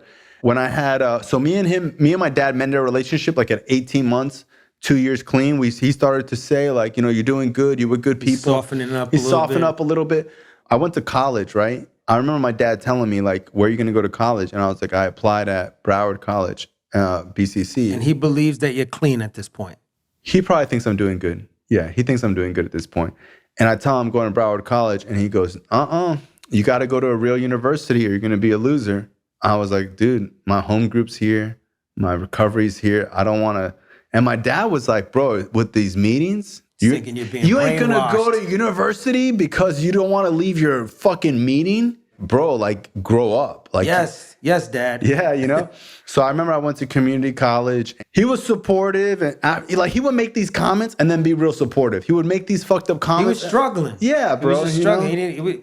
He don't understand what's going on. He says, and like, you know what? He probably don't even remember that comment. You know what I mean? Like, my dad would say shit and then like not really even think about it, Are you enjoying your relationship with them a little bit more at this point? At this point. You and your moms, I would imagine, are rock solid. Yeah, at this point, bro, me and my mom are like, told you so, we're right. But me and my dad, bro, we didn't speak like my first year clean much, I hated in the him. house. But yeah, at 18 months, 2 years, I'm respecting him and I'm understanding that I live in his house. You're starting to see the part you played. I started to realize that I am 17 years old. I started to realize that like I live in this man's house. And I would see my friends in halfway with curfews. Motherfucker, you got a curfew at halfway, you're getting kicked the fuck out. So I need to be grateful and I need to understand my situation. And my sponsor really drilled that into me. He's like, motherfucker, you live in that motherfucker's house. You come to my halfway, you're getting kicked out. Yeah. You know? It's crazy how sometimes we could hear, not sometimes, most of the time, we could hear the same exact thing, but not receive it from the people closest to us. Yeah, man. It's, what comes from the heart reaches the heart. Yeah. And it's like sometimes we have a block because of the it's sad, man. It's unfortunate. Personality, principles for personalities, you know? So I go to college, right? And my friend convinces me to run for student government. And I thought that shit was corny, but I do it anyways. So I become vice president of Broward College student government, right? And I remember getting text messages from kids who were like younger than me. Yo, bro, are you the vice president? I'm gonna be like, yeah, how do you know? They were like, yo, you're on the PowerPoint at introduction or whatever, you know? And I remember being like, damn, they'd be like, yo, weren't you smoking crack in the bathrooms and shit in high school? And I would be like, like 2 years later, people still bring that up. You know what I mean? But I felt good being like, yeah, that was a while ago, you know? Yeah. And I started to feel good. I used to go to school with like a little briefcase. I started dressing up or whatever. And I never told my parents. I would never tell my parents about my success or like me doing good just because I had learned to keep that shit to yourself. Like recovery had taught me, because at first I'm like, I got 60 days. Oh, I got 90 days. But then after a while, I was like, it's about me. I didn't tell nobody. And then I remember this plaque came in the mail for me that said like, congratulations, you're student body vice president, Bryan Alzate. And when my dad opened it, he was like, hey, you got something in the mail. And he handed it to me and he goes, how come you're not the president? And I remember with 2 years clean feeling like a little boy, like I'm still not good enough. And I remember I went to my room with 2 years clean and cried into my pillow like I was a little kid. Yeah. And I called my sponsor and I was like, bro, how come it's never enough? Like, how come my dad can't just say, I love you and I'm proud of you? And my sponsor started laughing and he was like, bro, your dad loves you so much. He's not saying what's wrong with you. He's saying what's wrong with them to make you the vice president. Like who the fuck is the president if you're the vice president, bro? You need to be the president. Don't they see how fucking amazing you are? And I started to laugh. That was amazing insight from your sponsor. Yeah, bro. And like he would tell me stuff like that. Shout out to your sponsor. Yeah, the Mad Russian. The Mad Russian, good stuff. And I remember he used to tell me that and I just couldn't see it. And I started to see it. I started to remember, bro, when I got kicked out of school in 7th grade, my dad screamed, yelled, and broke shit. And I remember on the way home, he put his arm around me. He says, I still love you and I'm proud of you, right? I remember him finding out that I was on coke. And a couple weeks later, he would say, come here, I love you. And my dad did that my whole life. I never heard it. Yeah. I never, it didn't happen. And like, sometimes when I got clean, I would think why am I such a drug addict if I don't have much trauma? But what it was is that it's not necessarily I had trauma. I didn't feel and realize the good things in my life. I only magnified the bad little things in my life. I had a negative way of thinking, which 20%. which is addiction, bro. If 99 people came to the party, I was thinking about the one who didn't show up my whole life. I was always focusing on I wasn't focusing on my mom cheering me on. I was focusing on how my dad wasn't, Yeah. And I started to realize that, bro, my dad does love me. And I'll shut up with this, but I remember that's what I said early on. It seems like you were looking for something outside of your household that you weren't finding there, but it was there the whole time. It was, bro. And it's like, that's kind of what recovery is like, I found what I was looking for my whole life. That's why I stayed clean. I remember I dropped out of school and I started this motorcycle business. And I remember telling my dad I dropped out of school and I thought he was going to and he said, okay, school will always be there. And I was like, hey, Dad, can I park like a trailer on the side of your house? And I thought he was going to say, no, you ain't fucking parking no trailer and stuff. Bro, I parked the trailer inside the house. I was killing all the grass. I got a bigger trailer. I was like, hey, Dad, can I put motorcycles in your garage? He said, I thought he was going to say, no way, bro. You ain't parking. My dad doesn't. 2 years clean out? 3? Maybe 2 maybe 3. Maybe even 4. He's believing. He's seeing you blossom in front of his eyes. I think that he started to ease up because he didn't have to check on me. He was going back to what he was before. Like before, bro, my dad was laid back. Yeah. I couldn't believe it because, bro, at my dad's house, you ain't touching anything. You ain't borrowing nothing. Yeah. So I was like, bro, there ain't no way he's going to let me put motorcycles in his garage, bro. He wouldn't even be able to walk through the garage. He said, no problem. Bro, I started stacking bikes in there, buying bikes. Me and my friend had this company. It's called Cycle Reapers. We parted out motorcycles on eBay. We started buying like 50 bikes a month. And my dad would see the garage get filled up and filled up and filled up. And then I would take him to Tampa on a trailer. I bought another trailer. I moved out the house. And I remember him being like, who said you could move out the house? How old were you? Probably 20. So he was like, who said you could move out the house? Like, how are you going to find a lease? And I was like, bro. It's funny how like that was his way of saying he loves you and he don't want you to move. Yeah, exactly. Yeah. That's him being like, you need to be here because I love you. You know? And he don't know how to say it. And like his generation got stuck in that. Like prior to that, they was like, get the fuck out. His generation was like, nah, the kids need to stay home, you know? Yeah. He's like, who said you could move out the house? You know, who's going to help you find a lease? I was like, bro, I already signed a lease. He's like, I need to look at it. I was like, bro, it's done. And then when I got a car, he's like, who helped you get that car? I was like, nobody, bro. He was losing you. Yeah, exactly. He was losing you another way, and bro, in a positive way. Another thing about addiction is that it breeds codependency. Addiction breeds codependency. So even though your family wants you to get clean, when you're using, they have this symbiotic control relationship that they're addicted to and they don't even know it. Correct. My dad was losing that control, but he was also happy for me, but he didn't know what was going on. He was scared that if I left the nest, I wouldn't be safe. I ended up leaving. Is he telling you that he loves you again at this point? Yeah, so my dad would always say it, but I never, it's like, bro, how you gonna say you love me? You called me a fucking loser yesterday. Yeah. He's still calling you a loser at this point? No, not that point. But like my first year. Got you. Oh, but that was understandable-ish. Okay, yeah. You know what I mean? Well, he would say it in other ways. So my dad would say, oh, you're going to go to community college and be a loser? I was clean 2 years, bro. You're calling me a loser if I go to community college? He just had high standards. My room would be a mess. He'd be like, you're going to be a loser your whole life? You can't even clean up your room, you know? Like, he said, like, hurtful things, you know? But he's just pushing you, you know? All right, so you move out. So I move out. He's somewhat proud of you. He's somewhat proud of me, but he's, like, questioning my life and asking me about this Protective. and that. Yeah. I was probably, like, 22, right? Maybe 23, maybe 22. And, dude, I had designer clothes on. I had $800 sneakers on. I had grills. You're making money selling bikes. Yeah, I'm making money selling bikes. I had golds in my mouth. You know, I'm from Florida. I don't know why we do that. And I remember I came home and like my mom's happy to see me. I got a brand new F-250 outside. And my dad's like, that's your truck? And like my dad wants me to tell him every time I do something. I'm like, yeah. And he's like, what happened to your last truck? I got another one. And he's just like, you know, kind of grilling me, right? And I'm eating food and he's just staring at me. And I remember my mom looking at him like, yo, like, calm down. Like, why are you staring at him like that? And I remember my dad said, how much fucking money are you making? I don't know. Like, you know, and he goes, a man should know how much fucking money they make. And I was like, I don't know, Dad, I do all right. He's like, no. You need to know how much fucking money you're making. How much money are you making? And I said, I'm making like 6 figures. And he looked at me, he goes, 6? And he started cutting up his food. He goes, you need to be making 7. And that's when I realized, like, bro, this guy loves me. Like that was him being like, I love you, I'm so proud of you, you know? Yeah, he just got a different way of showing Yeah, he's just like, you know, and like he gets soft and mushy and he'll say, I love you, but like we had like this thing where I didn't really accept it at the time coming from him, you know what I mean? Because I thought it was fake because he would have this tough guy, other attitude, you know? You just needed to learn how to read him. Yeah, now I understand now him, you bro. Understand him. Sometimes my sister called me, can you believe Dad did this? I'm like, yeah, bro, he's been doing that her whole life. It would be weird if he didn't right do now, that. How's your dad feel about you? Bro, my dad is so proud of me. me. He's like your biggest fan, I would imagine. Oh my God, bro. You can't even, if you're a stranger and you come up to him, he starts telling you about his son and about how he goes to these meetings and he's been clean. Has he been to your anniversaries? All of them, since 2 years. Nice. He gave me my 2 year, he'll go up there and be like, you guys don't even want to know what I used to say about you guys, you know? But like, when people come to the house and, you know, he'll have friends and they'll be bragging about their kids, they'll be like, oh yeah. Is he going to be at your anniversary party?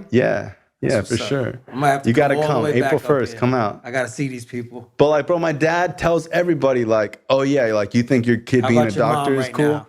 Oh, my mom. She's coming up to you. Let me tell you something, bro. My mom was proud of me when I was smoking crack. Yeah, God bless. Bro, my mom, when I was smoking crack, she was like, that's my son. He's the best. I remember going to go meet with people and like my mom would be trying to get help from me. And they used to be like, your son like is really fucked up. Like we probably can't help him. My mom would be like, no, you don't know him, you know? You know what's crazy is that I know a few people like Raymond Ramos. I said his old name. He got clean when he was 17. I know another guy in Orlando, Chris. He got clean when he was... Chris G got clean at 14 LA. He's no, he got clean at 18. He's 28. He got 10 years. And in my mind, I'm like, how did they get clean so young? Now you see. But after hearing your story, I'm like... I was ready to get clean in 5th grade. Thank God you got clean young, because there was a lot of damage to come yet still. There was it's an amazing you story, see how you bro. could pack so much into 8th grade. You know what I mean? You're a unique story. I don't think anybody has an 8th grade story like you. But then again, as you're talking, as I'm thinking about my son. Yeah. But I started using when I was like 13, 14. It's just the number / the face doesn't kind of match up. Yeah. Like, when I see my son being 11, he's going to be 12, 13 in a couple of years. I'm like, nah, wait a minute. I was out there doing some of this stuff at 13 years old. And thank God for NA, man. Thank God for your moms for always holding you down. Thank God for your Pop Dukes. Shout out to Pop Dukes. Oh, man. And like, dude, I just want to say, like, I love my dad so much. The older I get, I just become more and more like him. I'm just like, now I get it. Bro, if someone comes to my house now and fucks it up, I'll go crazy. You know what I mean? I mean, I would only imagine you got your hustle from him. You said he's an entrepreneur. Everything. Ups and downs, whatever. That comes with the territory. Bro. All my sales skills are from him for sure. You know? And think about it. He came here from, like he said, from dirt roads. Yeah. So he gave you and like, a little bit of a heads up. When I read the 4 agreements, it said, like, you know, you can't blame your parents for not teaching you what they weren't taught. Correct. And like, bro, my dad's dad was an alcoholic who beat my grandma. And like, bro, my dad did 1,000 times better job than his dad. And that's all you could really hope from your father. So a lot of times we compare our fathers to the people next door. Correct. That's what I did. I hated my dad. We need to compare our parents to their parents. I had a revelation when I had I want to say 3 years clean. I used to hate my dad. And one day I saw him driving at a red light. I was on this side. He was on this side. I'm in a brand new truck with rims. He's in a hoopty. I hated him. And I looked over and he's an older guy. His hair was kind of sloppy. He was I could see the look on his face. And God snapped his fingers and he said, you realize your father's parents died when he was 2 years old? Wow. And they shuffled him from house to house to house to house without any, he was a burden. So when I shifted my perspective, I was able to see all the things you were able to see. He did love me. Yeah. I just couldn't see it from this perspective. And sometimes they don't know how to show it in the way that we want it shown. It's not my job to have them show it in a way that they need to show it or put expectations. But it's like when your inner child connects with your parents' inner child, that's when the healing is. Yep. When my dad died, thank God, he died I want to say 7, 8 years later. And we were cool. Yeah. Now we were cool. He was proud of me. The last thing he said, and he never said he was proud. He said when I got clean later on, he started to a couple of times, but he never really said it. But at his deathbed, he looked over. He was 100 pounds. He lost a lot of weight. He has these big, beautiful green eyes. They're like seaweed. I wish I had his eyes, hazel. And he looked over at me. He was like, "I've always been proud of you." He said that to me, and that was full circle, man. I was like, God is good, man, because I could have had that revelation after he passed and dealt with that. God is so good. Program is so good that I got that when I needed to get it. Reconciled our relationship at his deathbed. I mourned differently. You know what I mean? It was cool. Like everybody's mourning. I was like, and that's the power of the 12 steps, because it's like when I see people not work steps, I'm like, bro, you don't know what type of relationships need mending. Because man. I thought I don't want to mend that relationship. Nah. Like there is no mending. Like I didn't know how powerful me changing through the steps was going to be. Because imagine I'm 32 years old and I still hate my dad. I see people in recovery that they have so much relationships that aren't mended and they think that they need to be that way. Nah, step work is essential. Making meetings, getting out of your own way, sponsorship, step work. 15 years later, what are you doing later? Going to a meeting. Yes, sir. All right, we're going to close this out. Hell has an exit. Appreciate this that. is your host, Grateful Ray. My guest on his show, Bryan. What a show. What a show. What a story. Thank you. I appreciate that. God is good. Shout out to Mom Dukes and Pop Dukes. Yes, sir. And what's the name of your podcast again? Rock Bottom Highway. Rock Bottom Highway. Rock Bottom Highway. Rock Bottom Highway. Hey, thank you, bro. All right, man. Good stuff. This show is not affiliated with any specific 12-step program. If you or a loved one is struggling with an addiction, please find a local 12-step meeting.